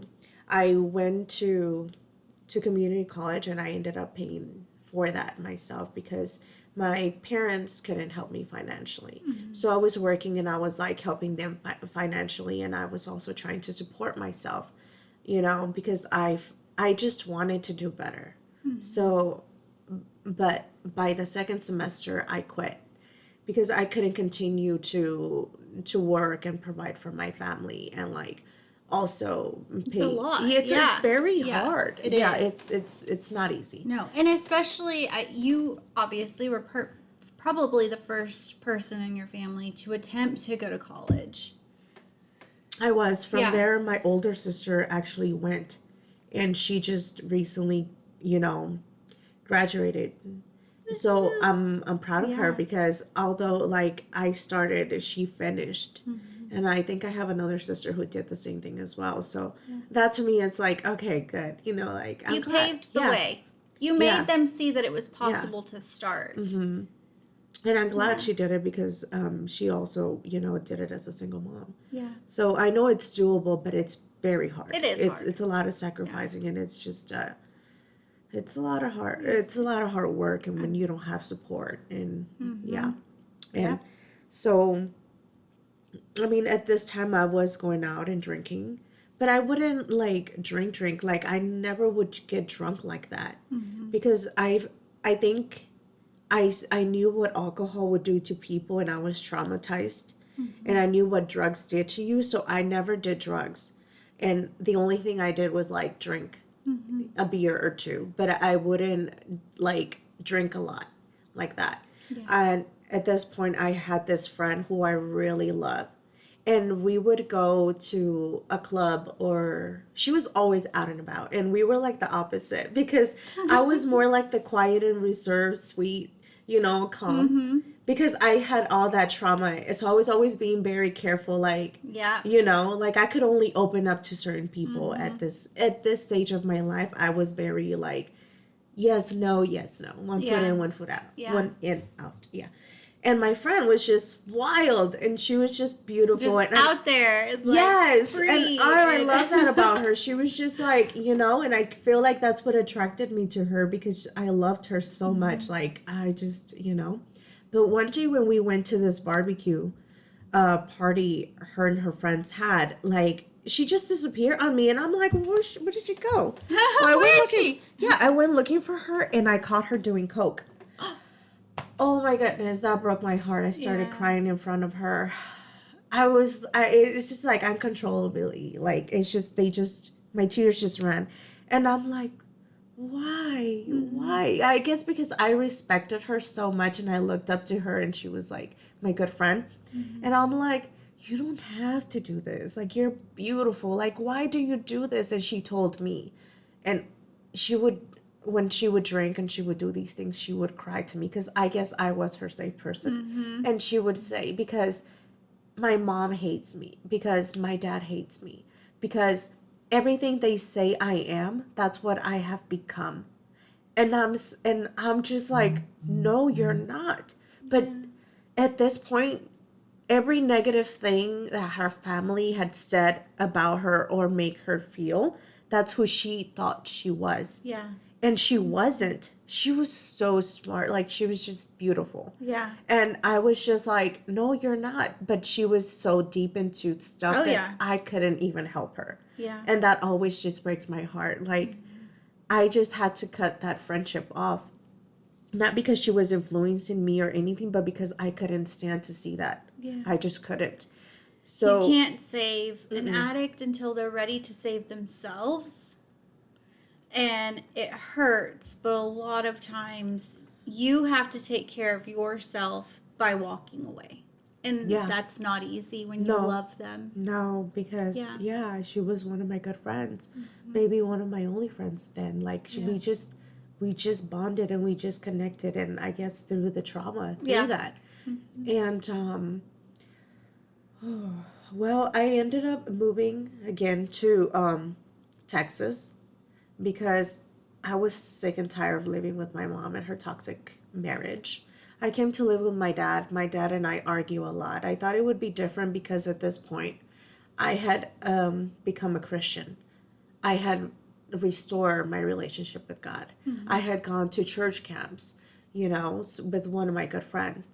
And so I just had like a different like perspective. I'm like, no, I'm mature now. I'm not like that teenager I used to be with you and my dad. I'm sure a relationship will be better. No, my dad was still drinking. I still had issues with my dad, you know, and if anything, I had come back and I just felt I wasn't myself again. It's like every time I come to live with my dad, I bring all that trauma and I'm trying to heal and I'm trying to find myself again and I don't know who I am.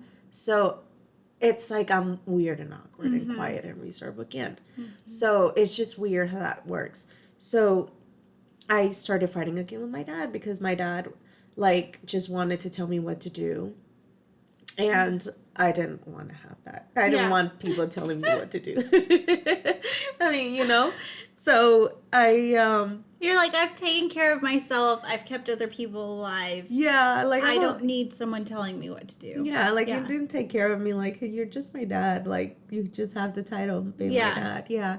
Well, I remember one of my sister's boyfriend's friends saying, "Why is Rosa so weird? Like she's so weird. Like sometimes she's happy and she's good, and sometimes she's just like off, like quiet and mean and like angry, and she just cries." And that's what it was. So at some point, I thought I was bipolar.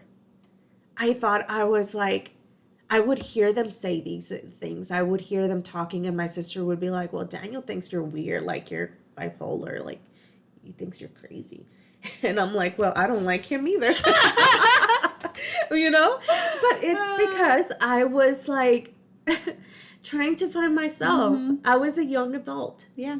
And I had so much trauma.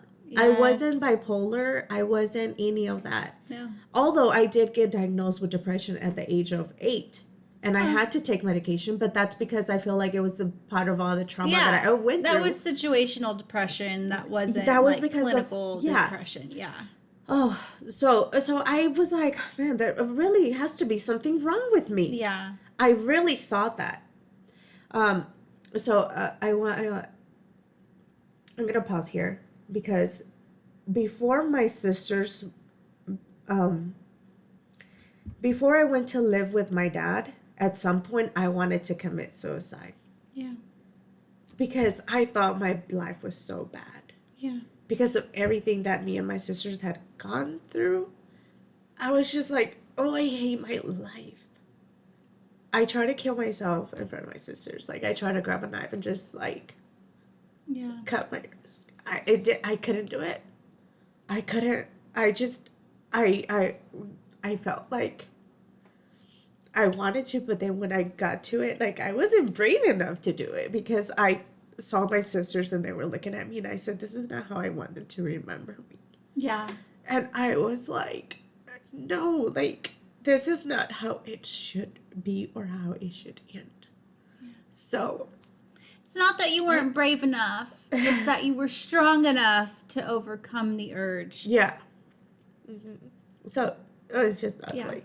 So going from like that child who was not allowed to speak her mind, who everyone would just tell her to shut up. Yeah. Don't say that. Why can't you just not talk? Yeah. Calladita te ves más bonita. You know? It's like, you're the problem child. Yeah. Like you're the child who just. Well, and all of that, like at some point I did think I was bipolar. I thought I was crazy. People around me made me feel like I was crazy. But I was just like, I needed help. I needed healing. Yeah. Well, at this point, like I said, I had become a Christian. And this helped me a lot because I was like, no, there has to be a different way. Like, I need you, Jesus. Like, I need you to, like, heal me from this trauma. Yeah. I want to be better. Yeah. I deserve better. Like, So, my dad and I would argue. I moved back with my mom again. At this time, I'm already 21. Yeah. And I did something so stupid. I got married. Yep. Oh my God. I said yes to the ring and yeah. Well, I got married at 21 with one of my good friends from high school. He was a safe friend. Yeah. And I thought I loved him, but I didn't love him the way that I should. But I love our friendship and I love how he was with me because he was a safe person. Yeah. Because he understood me and we just, I don't know. I married him, and I thought that it could be like arranged marriage. Like when people just marry somebody and they grow to love them. And because they're good people, right? Well, that didn't work out. I was married for a month, and then I got separated, and I got divorced. Well, While I was getting divorced, I met my daughter's father.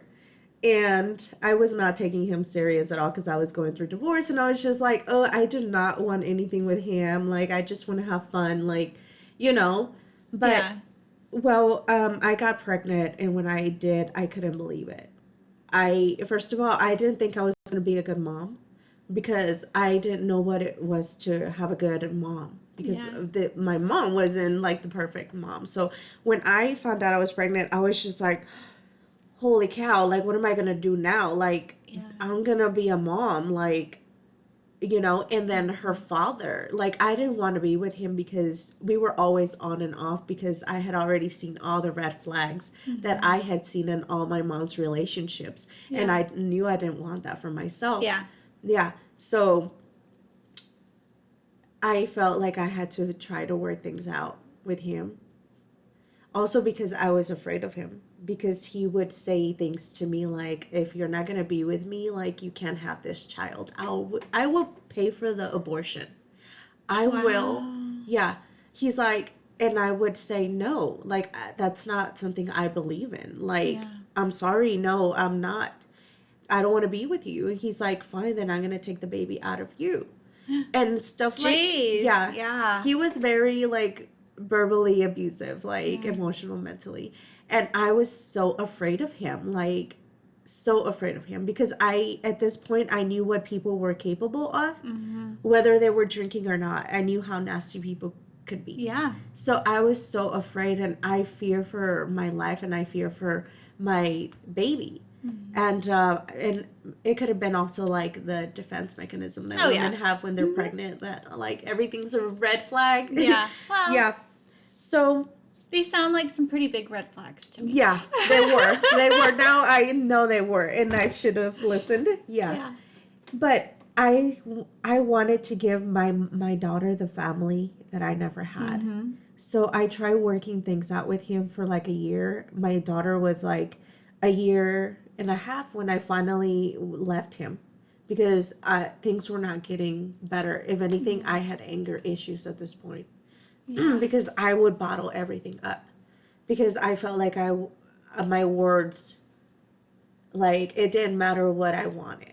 It didn't matter like how I felt because people, you know, growing up made me feel that way. Yeah. Like I was crazy, like I was being rational, like I was being special, like I was asking for too much. Well, I finally left him. And then yeah. It was like when I left him, I knew that I made the right decision only because I felt peace and because I didn't want my daughter to go through the same things I did. I felt like me having my daughter was like a huge eye opener to be like, hey, you got to do better than your mom. You got to do better than your dad. Like, you know, and you have to stop the cycle. Yeah. Yeah. Yeah. And I mean, looking at my daughter, I was like, how can I not? Like, oh my God. Like, I will look at her sometimes and just cry. Like you're mine. Like, I get to raise you. I get to love you. Like, I get to protect you. Yeah. And I just felt like I needed to, like, protect her from everything and anyone. And even if it was a fly, like, you know, like, Yeah. it was just like, oh my God. She was the one that, she just changed my life. Like, you know how they say that kids save your life. Yeah. So from there on, I was like, oh my God, I have to be better. And I became better because of her. And that's why I left her dad, because we deserve better. She deserved better. Yeah. I ended up getting with my husband now. I knew him since I was like 60 years old. So, yeah, I got pregnant with him. With him, I saw some red flags too with his family. But I loved him. I knew he was a good guy. He is a good person, you know? Yeah. But I was like, you know what? Okay. Like, I can't be like this. Like, I have to work things out because I'm pregnant. And I can't keep running. Like, I can't be having kids with anyone just like not working it out, you know? Yeah. So I did for the longest. I tried working things out. And, you know, we had our ups and downs. And the reason why we had our ups and downs is because no relationship is perfect. Yeah. And because when you go into a relationship, you bring baggage with you. Mm-hmm. He brought his baggage. I brought my baggage. Yep. So our baggage just like compiled. Yeah. Yeah. And it's a great big party, you know? Yeah. Yeah. It's like there's my demons, there's your demons. Yeah. Now they're going to have a big old demon party and just wreak havoc. Yeah. Yeah. Mm-hmm. Yeah. But one thing I love about all this is that I feel like I'm healing a lot in this relationship. Yeah. Just like he's healing a lot. Mm-hmm. Like he's working on some things and I'm working on myself too. It's been like a huge thing. Like, okay, if he doesn't heal from this and I don't heal from this, we're both going to like we can end this. Yeah. And it's gonna be like this in another relationship Mm-hmm. with someone else. Yeah. Yeah. You can't just jump Run. from one relationship to another without healing yourself. Because it's just going to show up in the next relationship. One thing I love about my husband is that he doesn't have an alcohol problem. Yeah. So that to me is a huge like thing. Mm-hmm. Because he doesn't drink like that or mistreats me or the kids. So that's like a big thing for me. Like I didn't want to end up with someone who had like any kind of alcohol, you know, addiction or drugs or anything. Mm-hmm. So for me, I was like, okay, yeah. And, you know, so when him and I, like every relationship we go through, I guess the 7-year itch. Mm-hmm. Mm-hmm. Yep. It really was 7 years. Yeah. It really was 7 years. And I was like, oh my God, I didn't know it was such a thing. Yeah. Well, I guess that's when you're like been working things out and it's just like piles up and you're just like, okay, that's it. Yeah. Well, we got separated and through that separation, oh my God, I had never in my life craved alcohol like I did then. Yeah. I was like, oh my God, I really just wanted to get wasted. Yeah. And just nasty wasted. Yeah. And I went to the liquor store and I bought me I'm not great with alcohol. I don't know what anything is. So I went to the alcohol store and I bought me a margarita mix. I bought me a margarita. And I said, I'm just going to put this in some ice and I'm going to drink that. And I'm just going to and I bought 2 or 3 bottles of that. Oh, Lord. That stuff is dangerous. Is it? Because I didn't even open the bottle.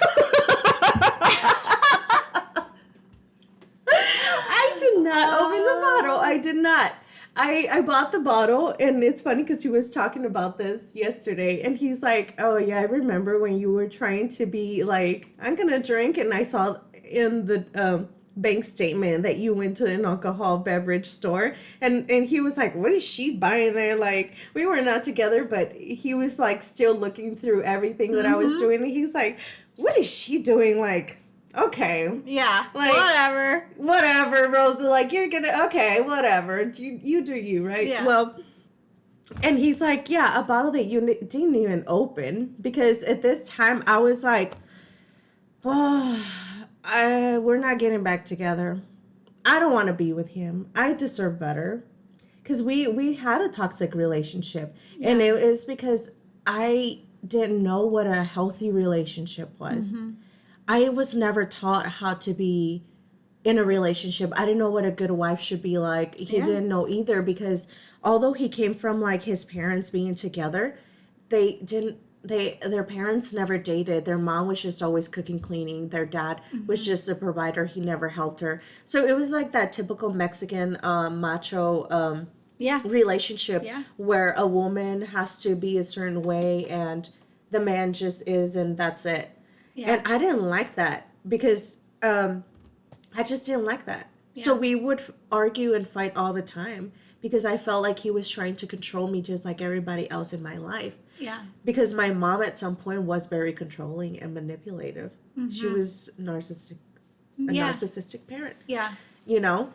So I was just like, no, you're not going to do this to me. I'm a grown woman. Like, I don't have to be with you, you know? Yeah. So, anyways, long story short, we couldn't, be together anymore because it just became too much.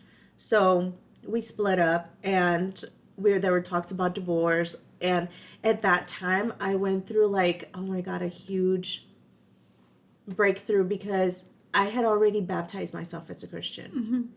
And I had started working in a Christian preschool where I'm still working. Yeah. And I was just like, oh my God, like this is so horrible. Like not a lot of people knew that we were split up. And I think I kept it like hidden only because of the fear of judgment. Yeah. Because people were going to be like, oh my God, that's Rosa. Like, here we go again. Like, she got divorced. Then she was engaged and she had a child, and here she goes again, and now it's like over and over. Like, Yeah. People always made me feel like I've always felt rejection. I've always felt like I was crazy, because people in my life always made me feel like I was crazy, like I was trouble. Yeah. When I wasn't, Yeah. So I was so ashamed to share that with anybody, even like people in my church. Mm-hmm. And my dad, I'm not even sure if he even knows, because I hid it. I was like, no, yeah. Mm-hmm. Yeah. But my mom knew. And this time my mom and I would talk, because I called her and I was like, hey, I feel like I am so messed up. I feel like I'm reliving everything that you relived. Mm-hmm. And I hate it. Like, I hate it. Yeah. And she's like, I am so sorry for everything I put you through. She's like, I hate that you're going through a lot of things. And you went through a lot of things with me. And I feel like I messed you up. From all my daughters, I messed you up the most, because from all my daughters, you're the one who's always been with me. And I was like, I know. I do feel like I am messed up because of this. And I feel like I know this is my story, this is my marriage, this is my life. But a lot of it's because of what I went through with you. Mm-hmm. And, we just cried and we just talked. And that was like a healing point for me too. Mm-hmm. So whenever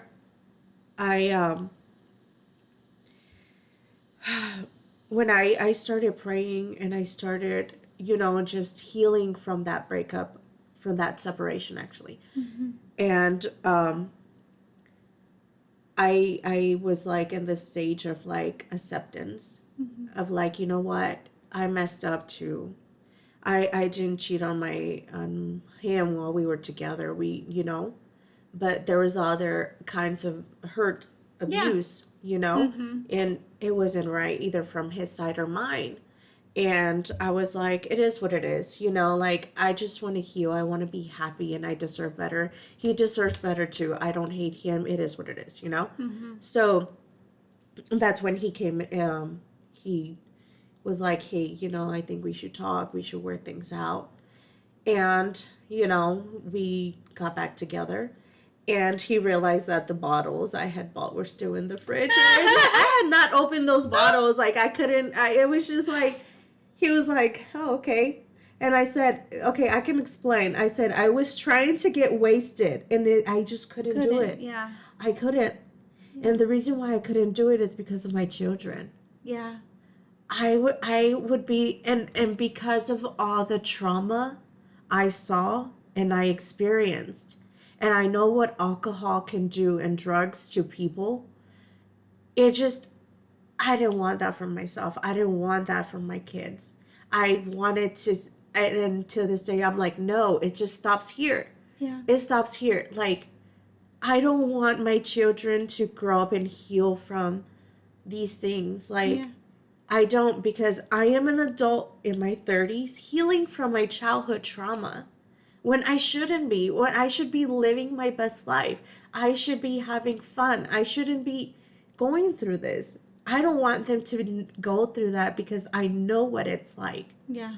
So I was never a big drinker anyway. Like I never was like, oh, I'm gonna drink and I'm just gonna, Yeah. I was never like that. So that I have a drink, like you said, I have a drink here and there, but I know my limits also because I can't handle my liquor.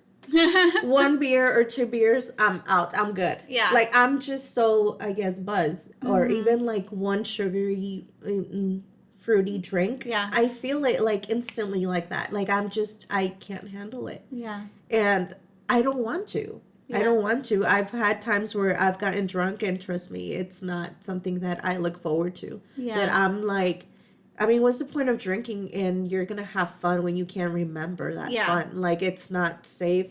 It's not a good thing. So for me, I was just like, no. And also, like, I was like, okay, it stops here with me. Like, I'm healing so my children can heal.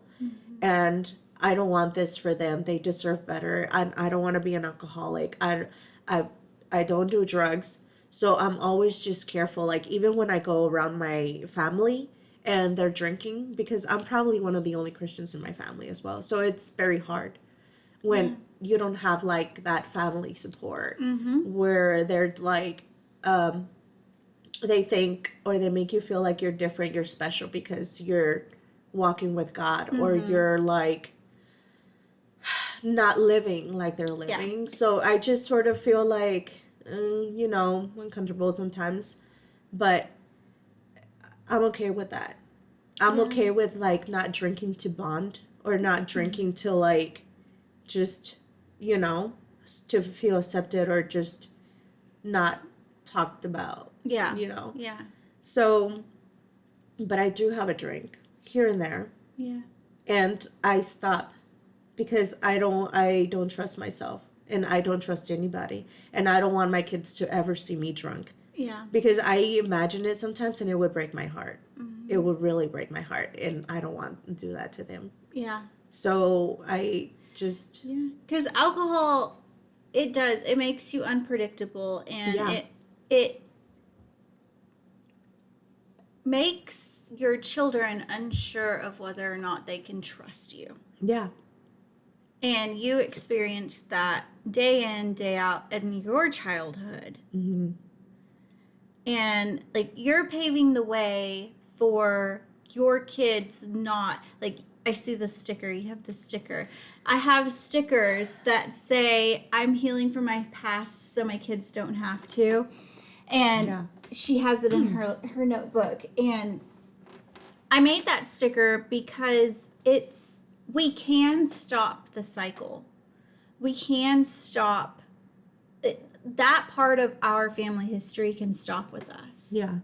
And I think it's making the decisions that you're going to set boundaries around alcohol with your kids and with yourself. Yeah. So because I truly believe that if we didn't have alcohol, a lot of the injustices in the world would not happen. No. Like if we addressed the true root of the problem, the mental health issue that's going on, the sexual sadisticness that's going on underneath the surface, like if we addressed those issues, I bet if we dug back into the past of your mom's boyfriend and the past of your uncle, there was some sort of trauma in them as well. Yeah, definitely. And it's just this cycle that perpetuates itself of like, they were traumatized, so they traumatized people. Yeah. And they were traumatized, so they would traumatize people. Yeah. And then you have this never-ending cycle of trauma and abuse that just doesn't stop. But what you're doing is saying,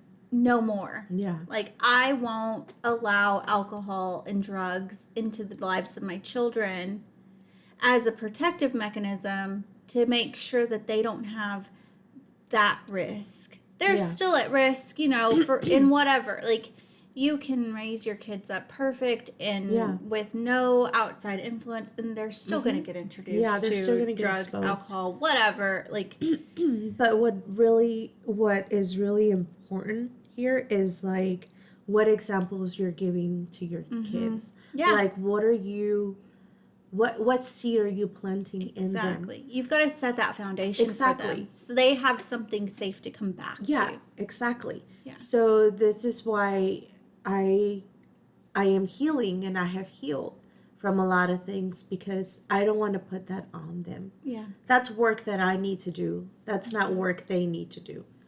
And I have these conversations with my sister sometimes, like when we talk about our childhood, where we're like, remember when we used to pull each other's hair, like fight? Oh my God. And yeah, and then we just get quiet and we're like, yeah, man, like we went through a lot of stuff. And then we're like, oh my God, like, wow, we are really, really good for, like, we're not perfect, but oh my God, we went through a lot of stuff that we could have really gone a different path. Mm-hmm. We could have been somewhere right now. We could have done other things. We could have been on drugs. We could have, just Lord knows where we would have been. And most kids in the all situation do Yeah. grow up to have lifelong alcohol problems, lifelong drug problems, problems with the law, in prison, prostitutes. Like that is the typical outcome for children who have the upbringing that you and your sisters had. Yeah. And honestly, the only thing I can come up with on why we didn't choose that path is because at the time when the abuse started with my sister, there was this church. It's a Indiana church where they would send like buses and pick up kids every Sunday and take them to church. It was a Christian church. And we would go, and God was there. He had his hand on y'all. And when I think of that, I'm like just so overwhelmed, because God always had a plan, especially for me. Yeah. And that to me is like, God, you love me so much that you're here, that it doesn't matter what I do, or like how good of a parent or bad of a parent or everything I've done in the past. No matter like this world wants to destroy me, wants to remind me how I'm not good enough, of all the bad things I've done. It wants to shut me off. It doesn't want me to speak. Yeah. And I constantly find myself struggling with that. Like whenever I want to say something, I always second guess myself. Yeah, you almost didn't do this podcast. I didn't. I struggled and I prayed, and it was just like, yeah. But a few days ago, lately I haven't been able to sleep. I've been having such anxiety, so I've been getting up in the middle of the night, and I just pray and I ask God, and I was praying about this podcast, and God was like, yes, you're gonna talk about the everything you've been through, and because of alcohol and how all of that, but you're gonna talk about all the stuff that I have brought you out of for my glory. And it's all for God's plans. Like God has like big plans for me and my sisters, and I'm so glad that for those people that were there to help us, to guide us, who planted that seed of God in our hearts. Because if we wouldn't have had God, if we didn't know about God at such an early age right now, we would have been somewhere else. Yeah. And that's really like crazy to think that I wouldn't be sitting here. I don't know where I would be, and I don't want to know. Yeah. And it's all because of God. Like God was just always there, and he will always be there. Like I said, when the world wants to destroy you, break you down, burn you alive, God is there to destroy, to restore you, to help you, to guide you, to give you peace, to forgive you, to give you forgiveness for those people that have hurt you. Yeah. He is there to just give you joy and love. He's there to fulfill every void that you have, like the sadness, the loneliness. And I feel like this is the reason why a lot of these people in my life have done drugs, have like had alcohol problems, because they've had this void, they've had this loneliness, that had this brokenness, they had this Shame, regret, anger. yeah. And they tried to suppress it with alcohol because maybe alcohol made them forget or feel a little bit better. But in the end, it just exposed it. It's not helping them heal. It's hurting their body, their lives. It's not a positive thing. It's not a good thing. I always say alcohol doesn't fix anything. No. It just saves it for another day. Yeah. And multiplies it in Yeah. the process. And I knew that if I drink those margarita mix things, I knew that it was not going to fix my issues With your marriage, No, with yourself, it wasn't. nothing. It wasn't. It was just going to like get me wasted and knock out. Like I would And go be to sleep. hungover the next day. Yeah, and then and I would try it again until I because it just alcohol is like it's like a sugar pill. Because it makes you think that it's like gonna help you, but it doesn't help you. Yeah. It makes things worse. It's not gonna fix your problems. It's not gonna make you a better person. It's not gonna heal you. It's not gonna do anything good to you at all. No. Yeah. And I guess it can be expensive because I was like, Yeah, it's very expensive. Alcohol is very expensive. Yeah. yeah. But I have good habits. Good things that I do to keep me like out of trouble, I guess you can say busy. I'm always busy. So I feel like that's a trauma response too. I stay busy so that I'm not like constantly like, I guess, or go back into like certain memories or certain things. Yeah. Yeah, it is. It's a So- defense mechanism. You Yeah. keep yourself busy to keep you from going back and having to revisit that trauma, Yeah. which can be a good thing and a bad thing. You Yeah. have to have balance because there's people who use busyness as a way to avoid the past. Escape, yeah. But you've done the work. Like you've done some healing. Yeah. And so busyness can also be a good thing because you're filling your time. I see your Instagram stuff. You're filling your time with fun stuff that you're doing with your daughter, and you're going to the park, and like so it's not like your busyness is unfruitful. No. Yeah. I have decided to keep myself doing healthy things. Like I work out, I go to church, I do fun things with my children. And I do all these things because they bring me peace, they bring me joy, and it's also like okay, I get to do these things now because I don't know what else to do with myself. Like I don't know how to have bad habits. Yeah. Like I don't know how to, because I never had them. Like I just had a lot of trauma. So for me, it's like I stay busy because I have such hunger to just be better, like the best version of myself, like mentally, emotionally, physically. Like I just want to be everything for my kids that I wish I've had. Yeah. So Yeah. And that's, I think, so having that mentality can drive you to staying in bad situations like you did with your daughter's dad. It can drive you to staying in bad marriages. It can drive you to making not great choices because you're trying so hard to not be what your past was, that it can keep you trapped in bad situations. Yeah. Or you can use that power like you are now in saying, I'm not going to go back to who I was. I'm not going to repeat my mom's cycles. I'm going to choose a different path. And that looks like this. Yeah.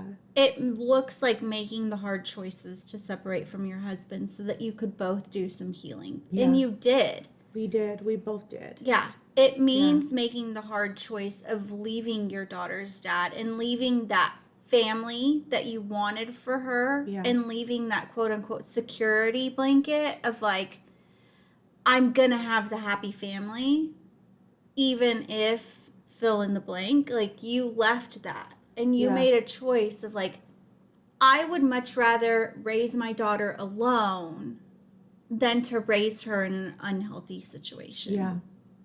And it's scary. Yeah. It's scary. It's to hard be a to do single. those. Yes, it's scary to be a single parent.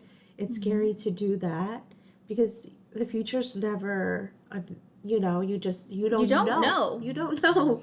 Yeah. What you know of single motherhood is boyfriends in and out of the house. Yeah.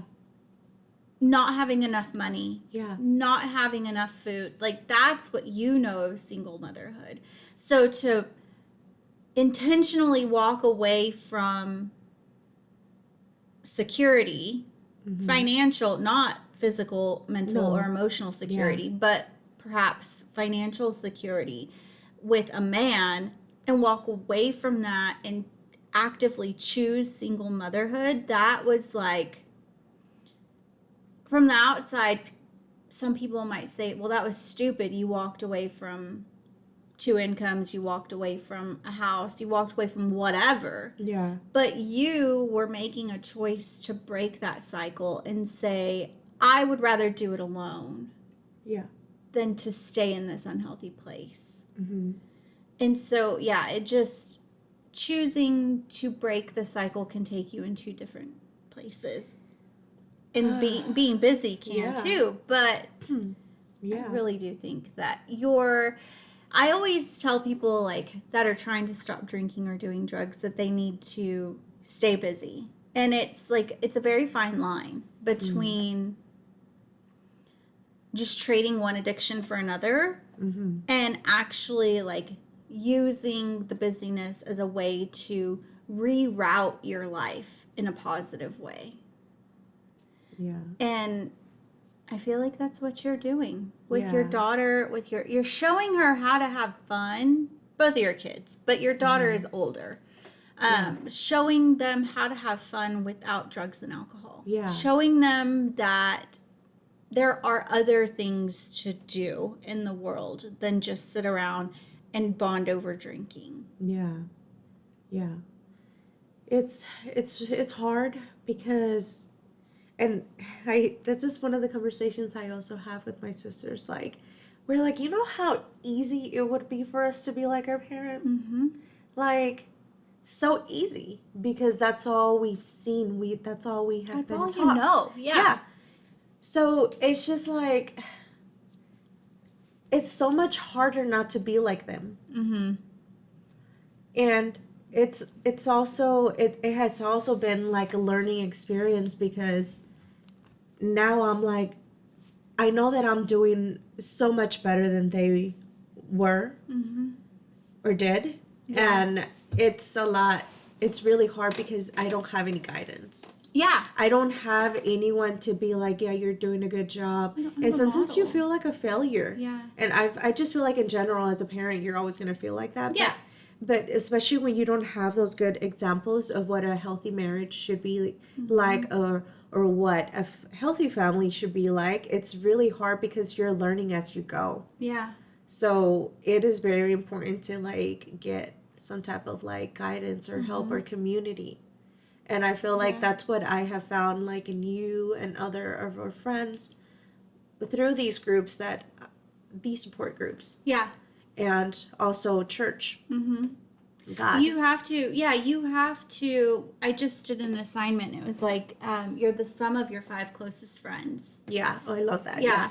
And so, like, when you are trying to model motherhood and model a happy marriage and model all these things to your children, like, you have to surround yourself with a few people who are also doing it, who are further along in the game than you are. Because I'm the same way. I didn't know what a healthy marriage was supposed to look like. I didn't know what a sober, happy, healthy mom looked like. I didn't have a dad because my dad died when I was 8. Like, so I don't know these things. Like, I've never been taught how to have an open, honest, healthy, sober conversation with someone. When family secrets are divulged in our family, it's because someone is drunk and the emotional lid pops off and it just billows out of them. Yeah. So I didn't know how to have a happy, healthy, hard conversation with someone of like anything, like sex talk, drug talk, alcohol talk, like with my kid. Like, Mm-hmm. I didn't know how to do any of No. that. No Yeah. one modeled it for me. So it is like, it's hard. I think it's harder for us. Yeah, it is. It's really hard.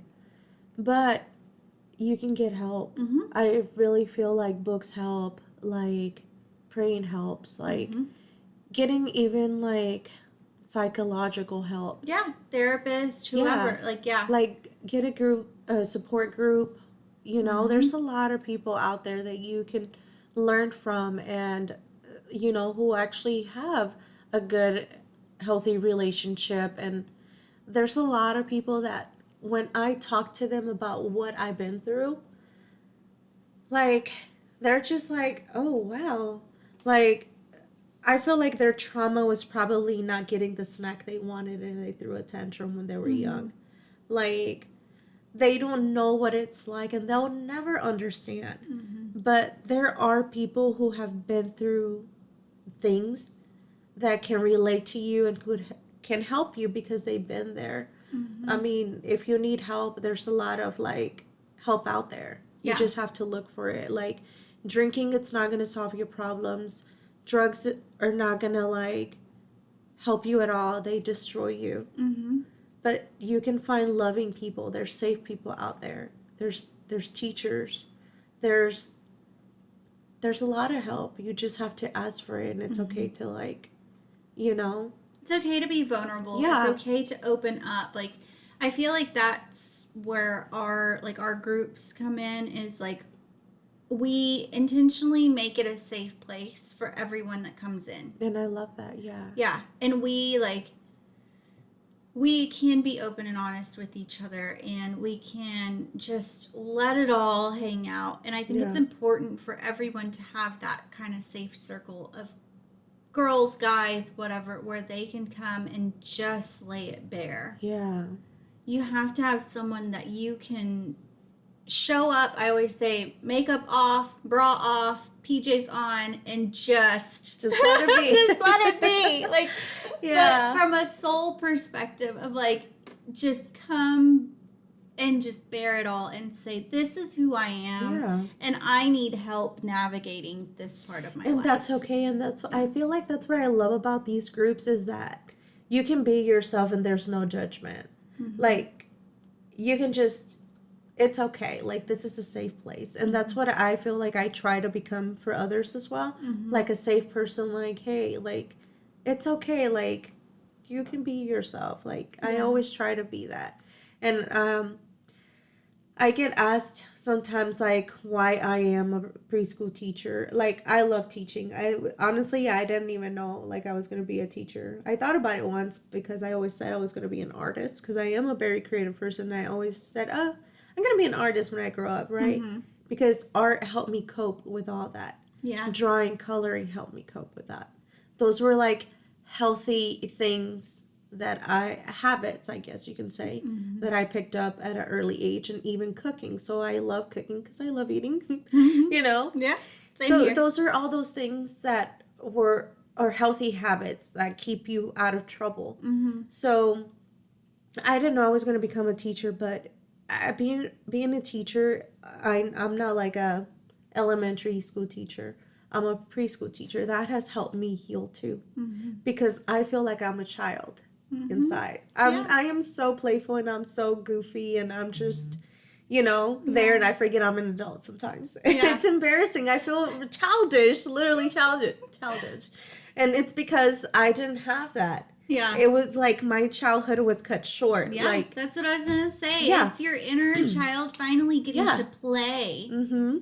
and enjoy. Yeah. Yeah. And I heal from that too. Yeah. I have found healing, and I love those kids. I love what I do because I see them and I'm like, oh my God, like I can help you. I can make a difference. Mm-hmm. I'm a safe adult for you.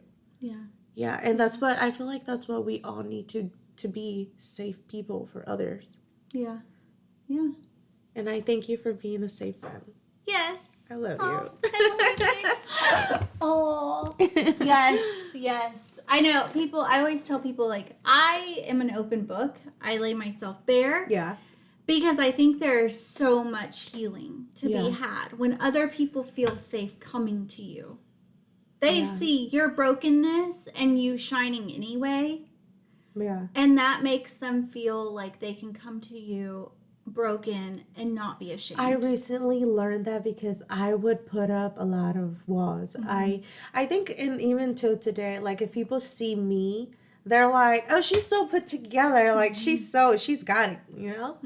But once I open up, they're like, "What? You've been through that?" And I mean, I don't always open up to people like that. I think it just like, and some people just bring it out of you, and some people don't. And that's okay, but find people that you feel comfortable with, that you can talk to, that you can go to for advice, that you can go to for prayer. That's all.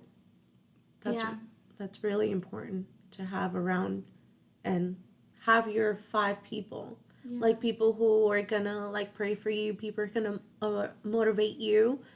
And you told me something recently that I was like, yeah, you're right. It's like, it's not about who's around you, it's about who's there for you. Yeah. And it's so true, because there can be so many people around you, but not everyone there is for you and is going to help you be a better person. Yeah.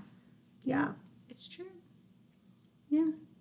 Okay, so if there were a girl out there like you, Oh, I hope not, but I'm sure there is. young and in a bad situation, and she's sticking around because she doesn't want to have the same life that she had growing up, what would you tell her? I would tell her my story. Because it's the only way I know how to help her. Because if she knew everything I've been through, she can relate. She can see that there's hope at the end of the tunnel. That her life doesn't end there. That's a chapter that will close. That this is a season. Tomorrow you're going to be somewhere else. And you're going to look back and you're going to be like, wow. You're going to grow from that. And you have to strive to be better than what was given to you, than what you're going through right now, because you deserve that. And you were born and created for greatness. Yeah. Oh. Oh, I love it. Thank you for sharing your story. Well, with thank all you so of us. much for letting me cry here. Yes. For letting me be here. This is the therapy table. This is where we let it all out. Yeah. This is where we let it all out. Well, thank you for listening. And I plan on having more stories like Rosie's out the rest of this year and into next season. So stay tuned.